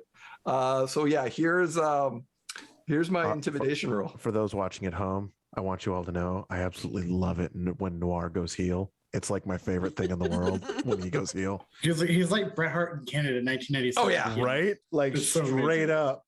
Yeah, so it's not going to happen. And 18 is is going to be the total, Okay. or 17. Excuse me, 17 is the total. So yeah, okay. So Ralph's like, fine, and we move out. So, okay. So you guys start to move out.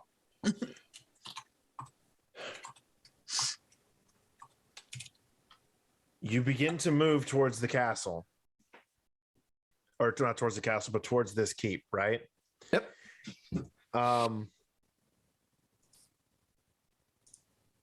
Seeing what's happening, right?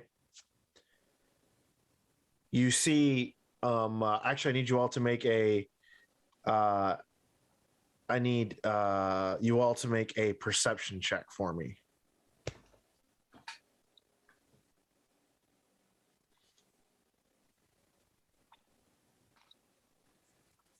It's a 20. Okay. It's a 4 with a nat 1 on the dice. Ooh, you've got legs.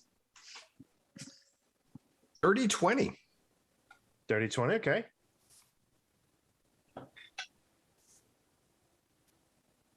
My 20 was also dirty. Okay. All right. You see Baylock pull the medallion out from around his neck and place it over his daughter's neck, kiss her on the forehead, look at Noir, or Petra rather, and just says, I go where I can actually do good. You stay here because it's the only thing you're good at. Hey, who's saying this again? Baylock, and he walks with the rest of the party to join them to go up. I'm going to need you to make a charisma save. Oh, okay. Because of that burn. Oh, God damn it. I just had it. Okay. Let's do it. We'll do it here. Yeet. I shouldn't have done it there. That's a 9. You feel a little embarrassed. So can I tell you what his immediate thought process was? Oh, I'm sure you're like, yeah, go die. Exactly. Go. Oh no, die. that's not it. That's, okay. That's absolutely not it. Oh, okay. Go ahead. Tell me. His first thought process was, I see why you didn't make it with the Fate Weavers. You've just left me alone with your people without your influence.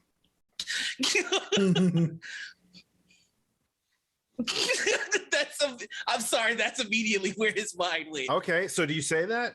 No, he's just gonna look at him and, oh, I guess he got me. All right, I need you to make a perception check. Gotcha. 12. See, this is why I need my physical die. Every time I roll here, it sucks. Yeah, 12. 12. Okay. His daughter watches her father basically go and join up with the group. Mm-hmm. They begin to move out. She turns around and makes eye contact with you.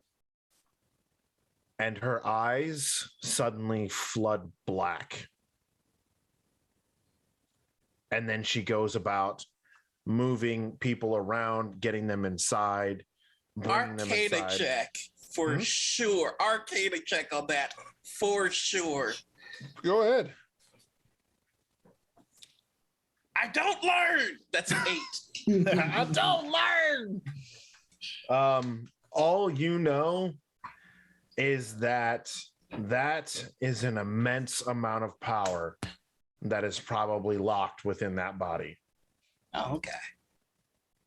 It was as the vibe that you kind of got was, don't underestimate me.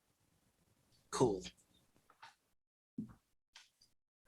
And how old does this person look again? We'll say that they appear in their early 20s by human standards, we'll say. So, how do you guys move out to get up there? Trying to find a direct path, but then when I see the chief join us, Ralph is going to be like, best way. What is? You know these better than I. I'm taking suggestions. He looks at you and smiles. The fastest way is the best way. And he literally starts running, and then he's down on all fours, and you can see his muscles start to bulge on his legs and through his back and his arm, and he starts to take on a shape akin to what you just had. But he's not raging, he's not howling, he's just activating almost what is within him, and he just he looks like a damn freaking lichen running around on Underworld kind of thing, right? He's just hauling.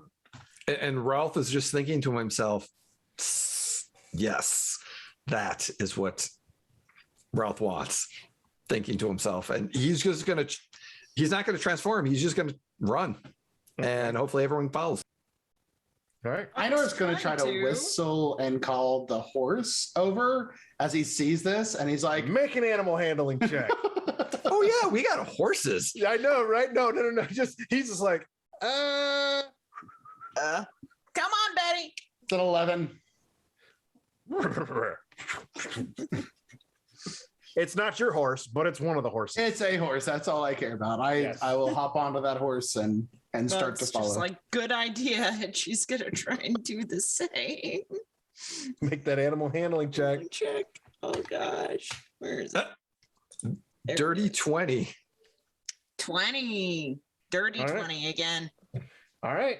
There you go. Was it Betty? No. Well, yes, actually, we'll say it's Betty. It's Betty. You get Betty. Yeah. Awesome. I got Betty. All right. You guys making your way up the hill towards the keep. Going fast, and we're dead bound. Flint. You are met with this grotesque horror that screams in your direction. I need you to make me a Constitution save. Okay. That's a 5. You are deaf for the next 4 rounds. Okay.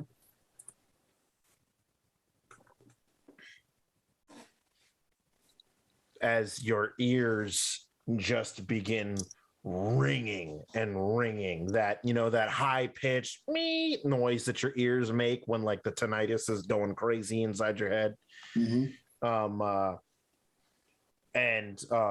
do you do though? Do you drop back down? Do you move to attack? What do you do? He's gonna move to attack.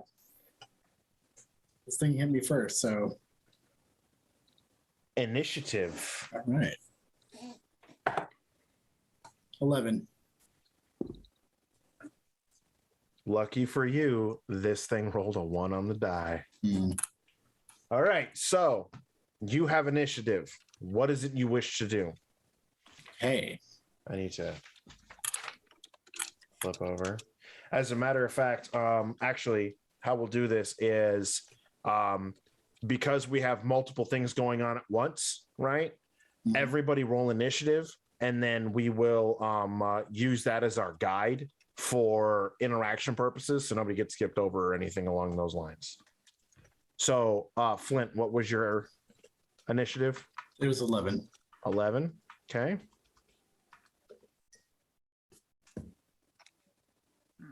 All right. Einor, what was yours? 21. 21. Okay. Rolf. Hey, that's a 2. Putting up them big numbers, bud. All right. Maud. 7. 7. Wow. And Petra. 19. 19. Okay. All right.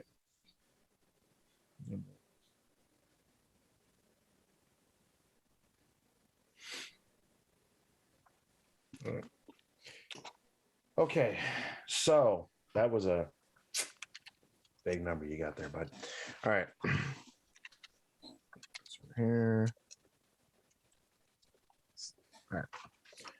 So here we go. Flint, we're going to start off with you. Okay. All right. So you move in and then you move to attack. All right. Okay.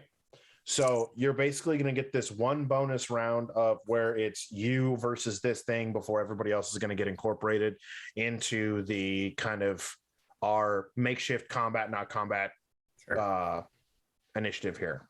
All right. So what do you wish to do? I'm going to attack it with my longsword. Okay. He's angry. That is a 26 to hit. That does hit. Okay. And he's going to throw a Divine Smite on that.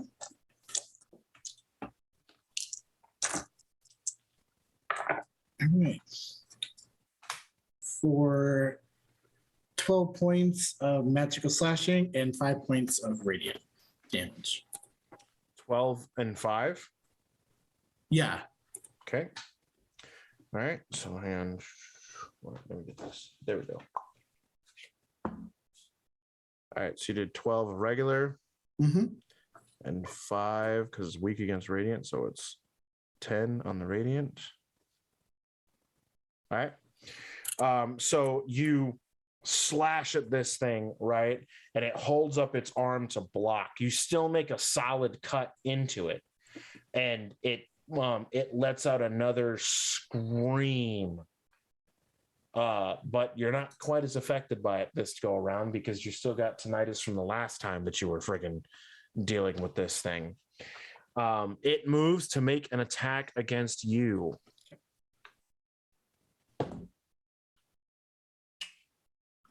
$22. Oh, that hits. Okay. All right, and that's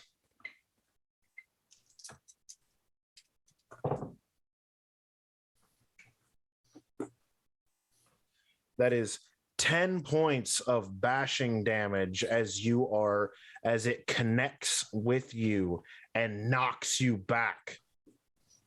You're not knocked prone, but you are definitely knocked back. Okay.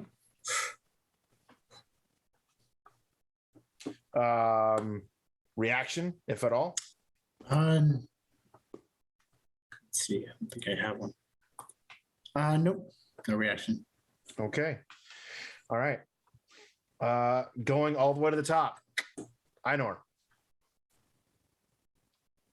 Still riding hard, riding hard. I can see the keep, so just riding. As you're riding up to the keep, very quickly closing that distance, you start to pull away from the group as you have Baylock and Rolf running, and then you have Maud, who has mounted up and is very quickly coming up to get on par with you, because while Baylock and Rolf may be moving fast, they're not a horse speed. So Rolf was on his horse too. Oh, did you call your horse? Oh, I thought you were just booking it. I was until the other horse came up, and then Rolf called his. And oh, okay. Yeah, so because he's going to be way behind if he doesn't. All right. I mean, I don't know. You could run a mile. You could run a mile pretty quick, right? But yeah, I got good athletics, but no, he doesn't have that super speed yet. You have 4-minute mile. Just like no, okay. All right. So doom. All right, Rolf, are you trying to get there at this speed? Still have one full cycle before you're gonna get there. Yeah, full blowing, just on the horse, just full going. Okay, as quickly as possible. Maud, are you gonna be doing anything else other than just riding hard? Nope, riding hard. Maybe some sassy commentary here and there. Okay. All right. Petra. Yes. You are down still in the village. Mm-hmm. What do you do? I am looking for the person that I saved. One of the ones that was coming around to my way of thinking, but then kind of stopped when he saw everybody else. Okay. So yeah, I'm just on the lookout for that guy. All right. He's there. He's kind of like looking around, notices that you're still there. Mm-hmm. And like he makes that eye contact with you. Is he? Where is he at? Is he like in a camp or something? No. I mean, like you're all kind of inside that barracks building, kind of for like safekeeping. Like right. It's that whole like you don't know, like the impression that you get is like that whole like there's a tornado coming, so everybody get in the shelter kind of thing, right? Like that's the kind of vibe that you're getting from these guys. Okay, yeah. I'd just like to walk over to him. Okay. Just How are you? Are you well? Yeah, I suppose I'm all right. Shouldn't you be with your friends? Colleagues. Oh, I think I understand. Is there something something you need? An ear? Could you offer that? Yes, of course. And then he's going to start a Church of Passage sermon about how the world got stuck, trapped underneath the shadow of the moon, and the story of the unknown hero that could potentially be a cleric of death. And the point of the sermon, you got something? Hold on. I just want a clarification here. Did you just become a missionary to start your own damn spy network inside this village? I'm here for it. I am 100% here for this. I am 100% here for this. Okay. But did she think I was going to try to take over the village with sword? No, with the Okay, we're reaching new levels, friends. Okay, I need you to make a persuasion check. Okay. Give me just a second. And make sure your DMs are freaking open this week because we're gonna be digging a little deeper into this particular series of events. 21. Okay, yeah, he's hanging on to every 19. goddamn My word. My persuasion is only a +2. He is hanging on to every word you are saying. And he's just going to, in that sermon, sometimes doing what is necessary is hard. And sometimes the eyes that we have to have for those that have walked away from the path are easily mistaken for cruel. But there's a purpose to what I'm doing here. And that's it. Okay. Yo. Uh-oh. Flint's taking the word. He's all the way up there. He's still taking the word. He's like, can I get a amen? Let me tell you about the Church of Passage. Oh my God. I realize that the Church of Passage is the I'm here for this completely. I'll I do like support so much. this. Petra, you're not actually there, but you're there with me in spirit. Oh my God. I told you, fuck this trader. I'm taking his town. And I'm so sorry I dropped another F-bomb. Well deserved. Oh, in the no box, Noir. Okay. No box. Okay. Now we are back onto initiative order, starting on a fresh round with initiative, right? Time's going to be a little hokey with this until the bulk of you get up there and whatnot. All right. So, Einor, you are first. Still riding hard and watching. I will be pushing the horse, knowing that it's only a mile, right? Okay. So I'll be pushing the horse as hard as possible. Okay. It's going to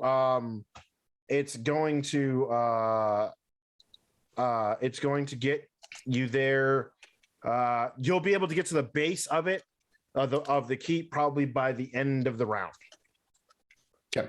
If you want to try and get there faster, make an animal handling check. Okay. I will make that animal handling check, or not with a 7. Okay, no, you did not. You did not make it go any faster than it is already going. All right.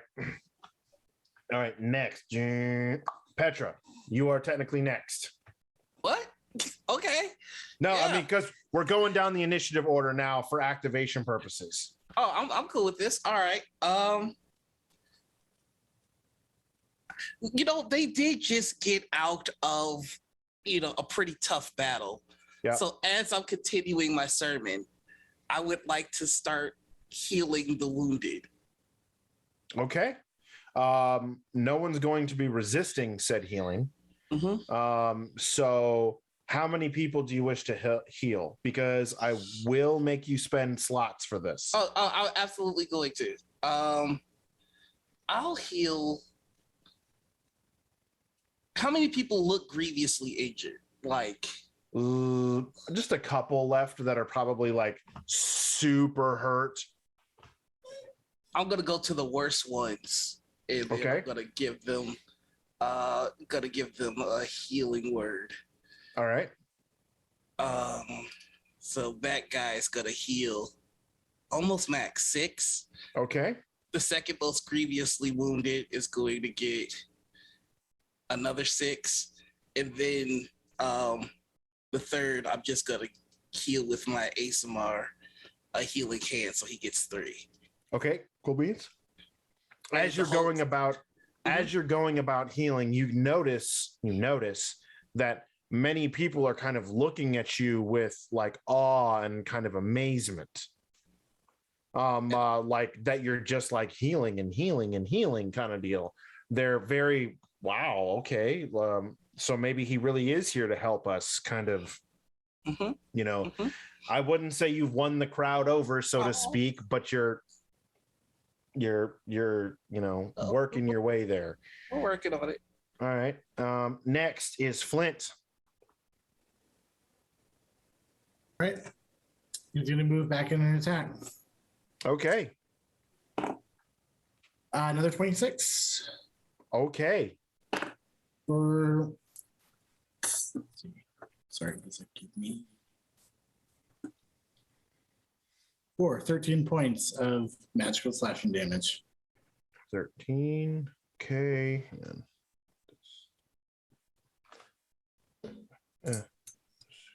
Okay. All right. Anything else? No, that's his turn. Okay. All right. Moving on. Next is Maud. I look so confused as it seems like Einor is slowing down some. A little bit, yeah. Like it's that whole like the horse was just going, and then like he kind of like kind of lost it for kind of like half a second, but slowly regained it and is steadily going. You need to be more nicer to your horse. And she's just patting. She pats Betty, and it's like, come on, we can go faster than this, can't we? We can go a little faster. What did you get on that animal handling? Give me 1 second. I'll tell you.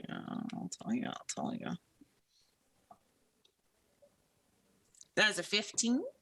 Okay. You coaxed it to go just a little bit faster. That's you successfully got it to go a little bit faster. Yeah. Good Betty. Good All Betty. right. Good horse. Yes. Good horse. All right. So you're going to get there by the end, or at least get to the keep by the end of this particular round. Yeah. Rolf, Yep. what are you doing?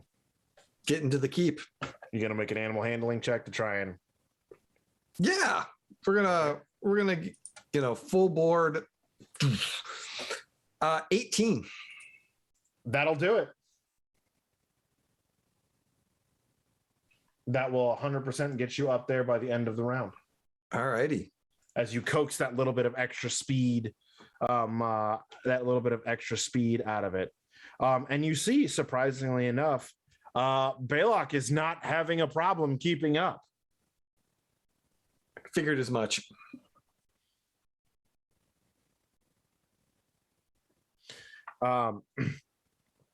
So at the end of the round, you all find the 4 of you that are riding up the 4 of you that are riding up to the keep find yourself at the base of the keep, as well, and you see a series of zigzag kind of stairs that lead up to an entrance at the front of the keep. It'll take you almost no time to clear these stairs or whatnot. Your thighs may be burning just a little bit by the time you get up there, but you all make it to the door. You test the door and you find the door locked shut.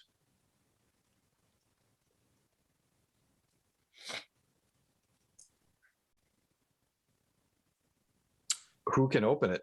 I'm gonna I will break out the picks and open it up. All right, give me a sleight of hand. Plus 5, 16 total.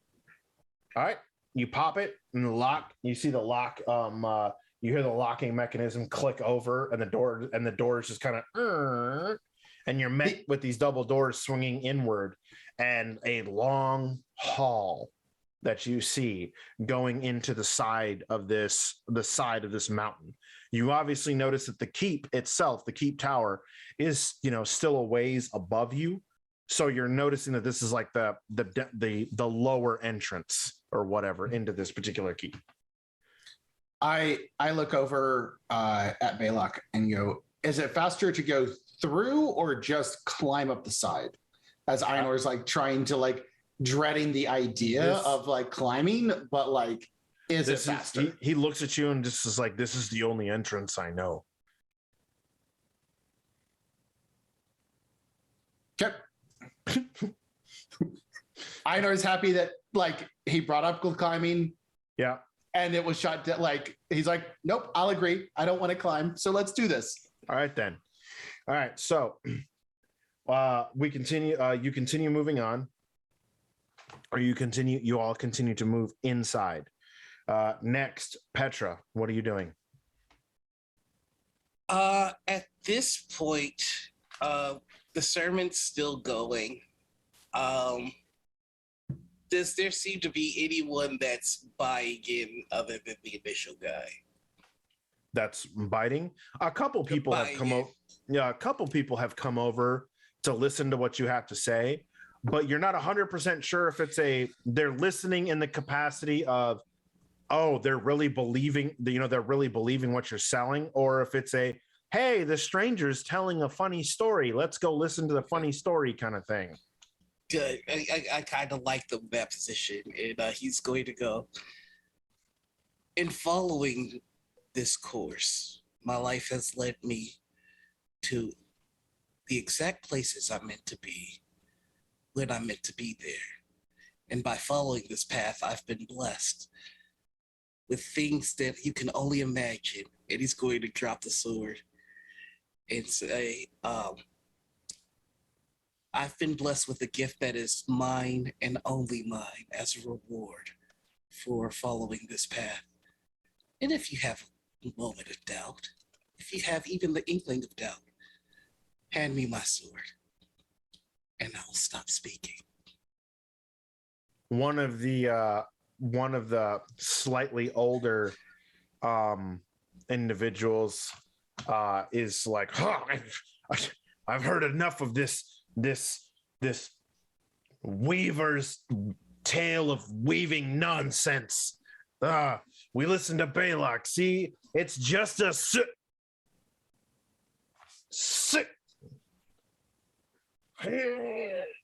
And you see him physically straining as the veins in his neck and his arms begin to bulge as he's trying to pick this sword up. I'm just gonna look bemused and just lean forward just a little and go, then in Baylock's name, you know how to silence me. Simply hand me my sword. Flint. All right. The transition goes to Flint from the Petra sword to Flint's own sword as he makes another attack. All right. Well, first bonus action. He can't because I'm out of spell slots. So let me do this. Just a regular attack. Okay. 25. All right. for 12 points magical slashing. All right. As you swing your sword, it noticeably is starting to look like you're chipping away. You're cutting chunks out of this thing as you're making these attacks. Mm-hmm.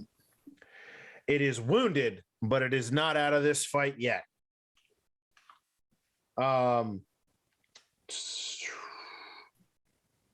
Maud, you've made your way in. What do? We need to find where Flint is. You gonna do what are you gonna do? She's kind of looking around. Is there anything in this hallway? You see that there's stairs at the back end. And you also see that there are a series off to one side, a series of what appear to be ladders that go to like a floor hatch door.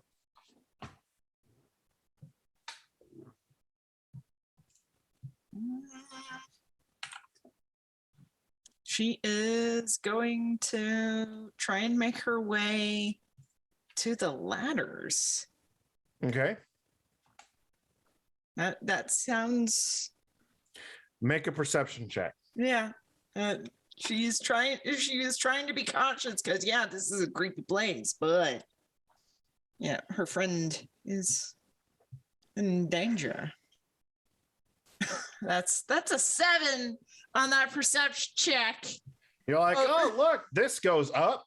Yeah. Okay. So do you ascend the ladders? She is going to start attempting to ascend the ladders. Yes. All right, cool. All right. Next is Baylock looks around and starts to, and you see him physically sniff the air. And he's like,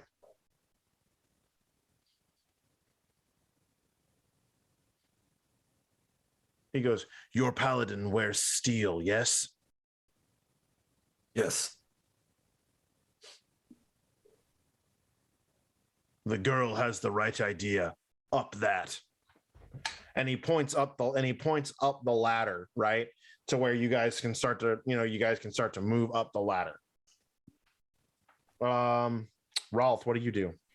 Ralph would be survival check to try to see if he can sniff the air, survival, and then follow up and get up the ladder as quickly as possible. Okay. And for entertainment value, a 26 on survival. Okay. All right. Yeah. No, you've got his scent. You know where he's at and what's going on. As you ascend these things, you start to hear combat.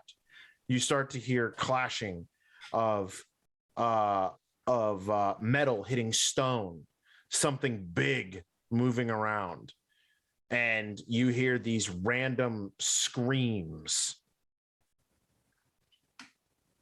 And just before I enter, I'm going to shift. Okay, hold that. The flesh golem goes to swing at Flint for a dirty 20. 8. All right. That hits. It does 6 points of bashing damage as one of its fists connects with your chest, slowly pushing you back a little bit. Not like an actual push, but that whole anime thing where you He Hikosa hit me, so. Huh? He Hikosa hit me, so. Yeah, right. Exactly that. All right, that's him because his initiative is not great. Back to the top. Einar, what are you doing? From the bottom, am I able to hear the sounds of battle? Yes. With But Maud? at this point, because the doors are starting to be opened as the ladders are being ascended, right? Okay. you start to hear it. Yes. Okay. For my bonus action, I will shout out to Roth and say, lead us to our friend, fearless leader, and grant bardic inspiration D6 to Roth, and then start climbing behind everybody else and scampering up the ladder. Okay, so you're scampering up the ladder. You guys all collectively at this point, right? I'm going to speed up time a little bit. Collectively get to the floor just below Flint. And you guys can literally see the dust coming from the little pebbles and rocks and stuff falling from this stone ceiling. Petra, or actually, I know down to Petra. What are you doing? Really quickly, he's just going to move the sermon on to needing to be together. And while this guy is struggling to pick up the sword, he's going to walk over to him almost gently and cautiously and go, "May I?" And he just places his hand on top of the guy's hand, and under it, and together, he's going to lift the sword and to kind of capitalize on the sermon. Make a persuasion check at advantage. Let's go. Well, Let's go, because that is freaking awesome. It's a 15 plus 2, 17. 17. Okay. All right. So like the entire crowd is looking over and like you have this crowd at this point, right? And as you're looking across the crowd, you see Baylock's daughter at the very back looking at you with a smirk on her face. Oh, I'm going to give her a smile back, right when he says, because some things, unlike what Baylock told you, are best done together. And they're going to lift the sword. Oh my gosh. Okay. All right.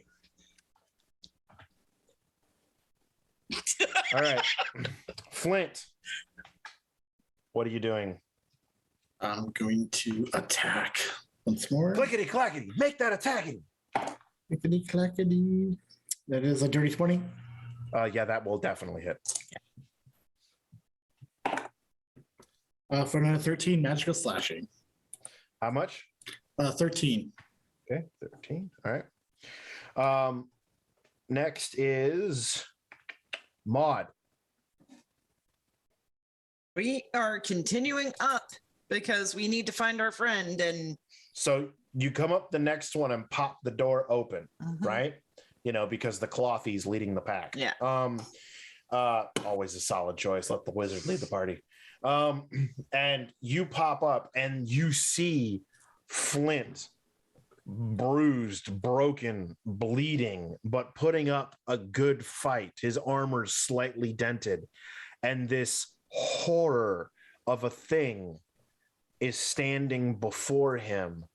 It is this weird amalgamation of bodies that is forming what can only be described as this mix of a flesh and bone golem. And it is assaulting the ever-living crap out of Flint as you pop up out of the hatch. oh, that's nasty. I don't like that. And she does look down and say, "Found him." And her first move is to, we're going to see if this works. She is going to use a hex. Okay. And she is going to use the Evil Eye Hex. Okay. And it's against obviously the flesh golem, but as an action, you choose one creature you can see that can see you within 60 feet to make a wisdom saving throw. Okay. A failed save, the creature is frightened of you until the end of your turn, in your next turn. Does it cause fear?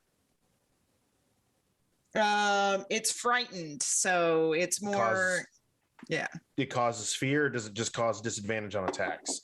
Big reason behind it is because this creature has immunity to fear. Hold on 1 second. That's fair because it's a zombie kind of thing. Where'd my D20 go that I just dropped? There it is. I need you. Disadvantage. It's frightened, so Okay, on it's just ability checks and disadvantages? attack Okay. rolls. Okay, that's easily doable. All right. Mhm. So wisdom save. Yeah, it's a wisdom save. That is a 10 on the wisdom save. Spell save DC is 14. So Okay, so it's at disadvantage on attacks against you specifically. yeah. Okay. But it is definitely one of those things where she's trying to get up there to save Flint. All right. Next is Baylock. Baylock pops out, and Baylock pops up. He does like the whole like, thing, and immediately like knocks his gloves to his steel gauntleted gloves together like this, and then just straight up like Henry Cavalier, like just boom, boom, just starts to go in and takes a swing on this creature. He connects with one of its legs, and you hear bone snapping and the obvious impact of this metal glove against its leg. It turns and looks at him, taking its attention off of Flint for a moment.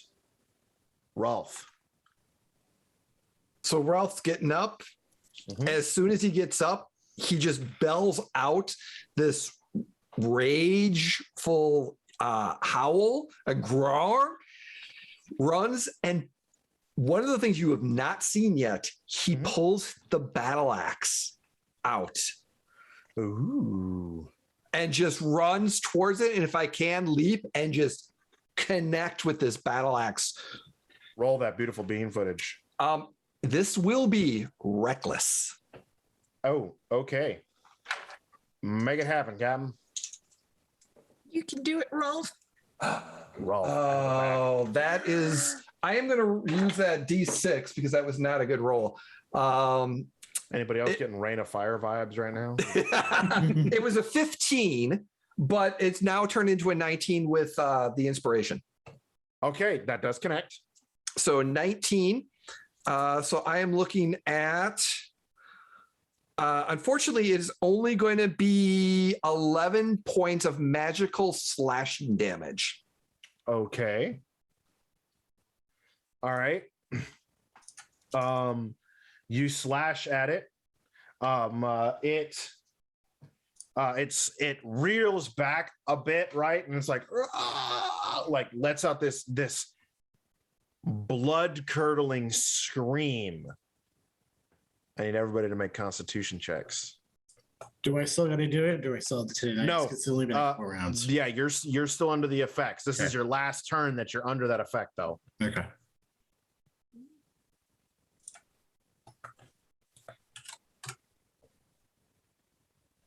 $21 for Ralph. Ralph is good. 13 for Einor. Okay. 12 for Maud. Okay. Einor and Maud, you both are deaf for the next 4 rounds. As Ouch. the ringing in your ears is kind of one of those like, what kind of deal. Mm-hmm. So there you go. And then let's see here. It's Baylock's attack. Or no, it is Baylock is already attacked. Roth is attacked. The Flesh Golem attacking Baylock. Ooh, okay. The Flesh Golem critted on Baylock. So that's going to be the creature swings its hand back, connecting with Baylock, lifting him off of his feet and launching him across the room. You hear a solid smack as Baylock hits the wall, and you see him just kind of slide down it into a seated position, not moving.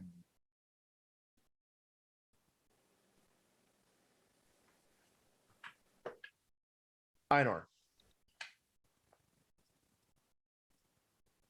Einor is going to throw a healing word at Baylock. Okay.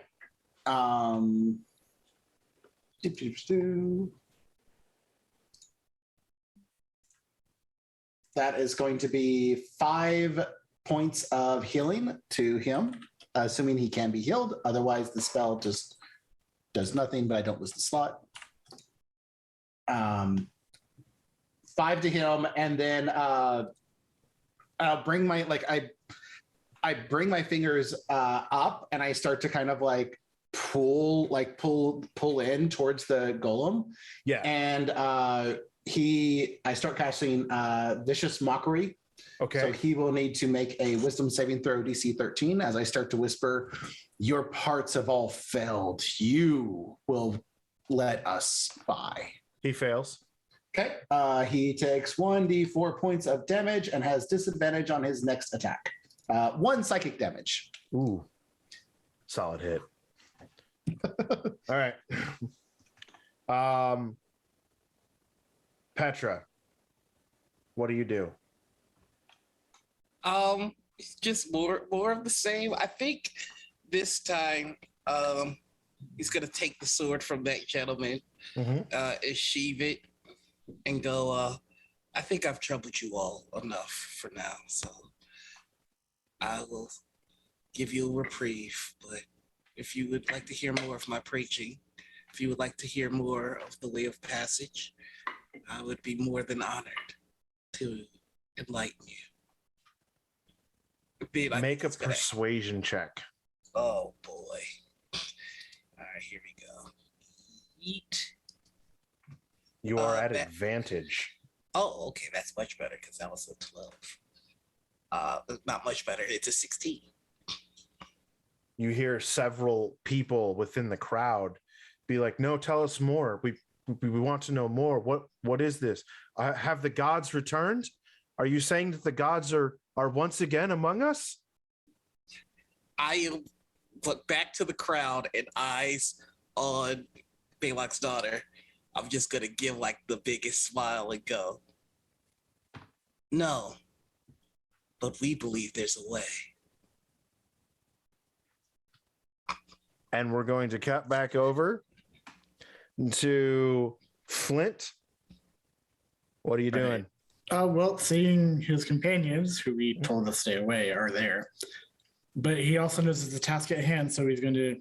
How is this thing looking? Is it... It's pretty jacked up. It's pretty hurting. He's going to continue attacking for another dirty 20. All right.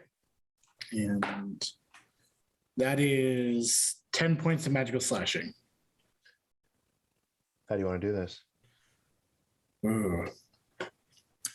As see again, just Flint's eyes kind of dart around the room for a second. He looks over at Baylock and then back at this creature, just the various amalgamations of the revenants, and he just looks at this creature and says, "You had no right to take them."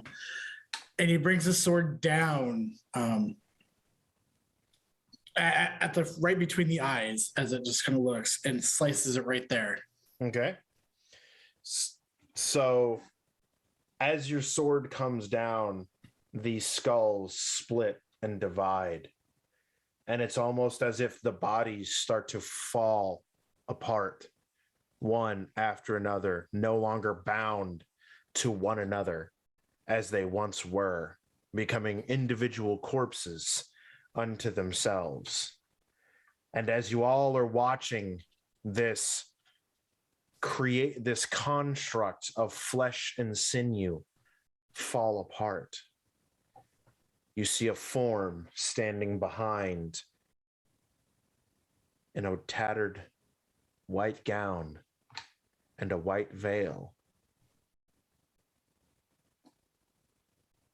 My child, you've come to see your grandmother? Yes, you have. And that's where we're going to end tonight for Champions of Eclypsia. And I want to thank every last one of you for being here with us today. This has been awesome. This has been fun. This has been great. As a comeback for the comeback kids, we'll call them. All right, let's go around this horn. Let's check in with our friends. Let's see how we doing. So, starting. Oh, Nikki, how you doing? Oh my gosh. I'm confused. I don't know what's going on. Why is this person calling me her grandchild? I'm really worried about Baylock. Petra's killing it in the village. I just gotta say, damn. Wow. Great session to be back on. If you love the art for our characters, remember that's Brian Evan Patterson, D20 Monkey. The D20 Monkey. Yep. He makes t-shirts too. He's got some really cool t-shirt designs, including a Deck of Many Things shirt. Yeah. And again, Werewolf Tuesdays premiere 8 p.m. Eastern Standard Time. It's going to be fun. There might be some death. If I'm running it, probably. Yeah, there's always going to be death when you're in. There's always going to be death involved when Nikki's on the line. Joshua, how you doing? How you doing, bud? Great. This was an amazing round to come back to. Love to see Roth reckless attacking. I'm also enjoying Petra's sermons just too much. It's I know, right? Fantastic. Doing great. So y'all can catch me out on Twitter under JRowTech. You can see me right here on Twitch under Get New Penguin. Come join us on Friday night for Friday Night Phasmo for some horror games. Also, I'm going to be streaming quite a lot over the next couple of weeks doing other horror games like Little Nightmares 2 and stuff like that. But also I have some friends talking me into less horror themed things like Wingspan, which is a nice relaxing chill. Which I feel like we all need after last night's murder of like 17 deaths inside of 3 hours in Phasmophobia. So wow. Wingspan sounds like a nice change of pace from the body count that we gave ourselves. So yeah. All right then. All right. Jay, Rolf, my dude. Oh, this has been fun. This is awesome. Thank you for letting the role-playing chops go off. And yeah, Petra, I cannot sit. Yeah. Mwah. Yeah. When the sheep are away, everything just kind of, yeah, right. Subtleties. The wolf is definitely at play, ain't he? Definitely. Oh, I love it. Hi everyone, Neofet3 on the socials.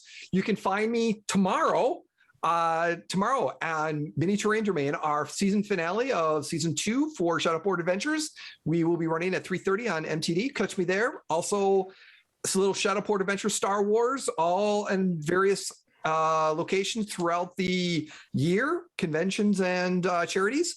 And also on Wednesdays, the Important for the Wayward Gamer, we are doing Salt Marsh Legends coming back on the 20th of April.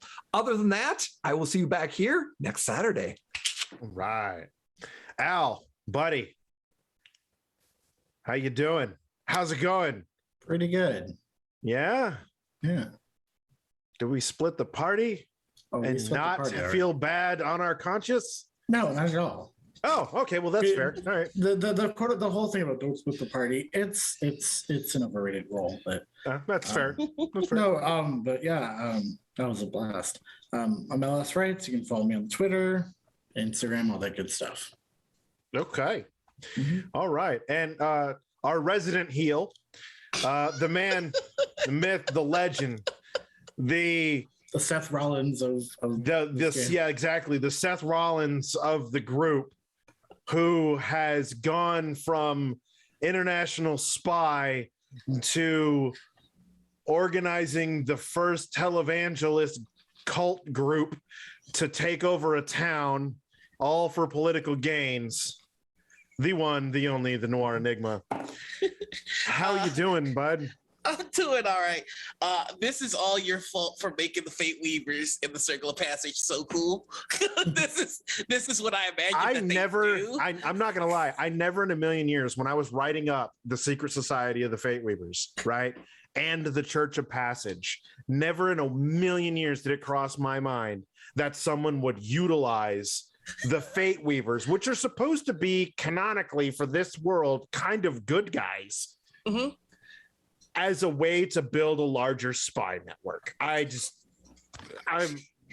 mean, that's how I read it, baby. I am going to spend the next week incorporating this into canon for the Fate Weavers and their utilization of the church. It's just how it's going to be. It's too beautiful. It's perfect. But yeah, I love the lore that you wrote for them so much. Like I've been catching up on and reading more and more of it, and I'm just like, oh, this is how they operate. So I'll be trying to incorporate that. As for the stuff that I'm doing, I'll be on Stella Luna's channel in about 2 hours. Everything else, just go to my Twitter. But yeah, you created a really cool world, a really cool like underground cult / church. And I'm gonna make you pay for it. I mean, I'm here for it. That's awesome. That is awesome. Hi everybody. I'm Kurt, also known as Covenant the Horrible Alchemist. You can find me everywhere at that down there. But yeah, no, today's session was awesome. Today's session was amazing. I want to thank all of our sponsors. I want to thank Idle Champions for that sweet code. I want to thank Sirenscape for music. I want to thank Gilding Light, all of Gilding Light, and Satine for providing us with a place to put on this insane show. We have probably spent our swear word quota for our allotment for like the rest of the month. So yeah. In the no box, Kurt. Yeah, we're in the no box. I already got yelled at. It's okay. So we'll endeavor to fix that. But yeah, no, this was great. This was awesome. As always, we would not be able to do this as seamlessly as we could without the man behind the curtain, the one who you aren't seeing, the one who's in the chat, the wonderful, great DC Lasser.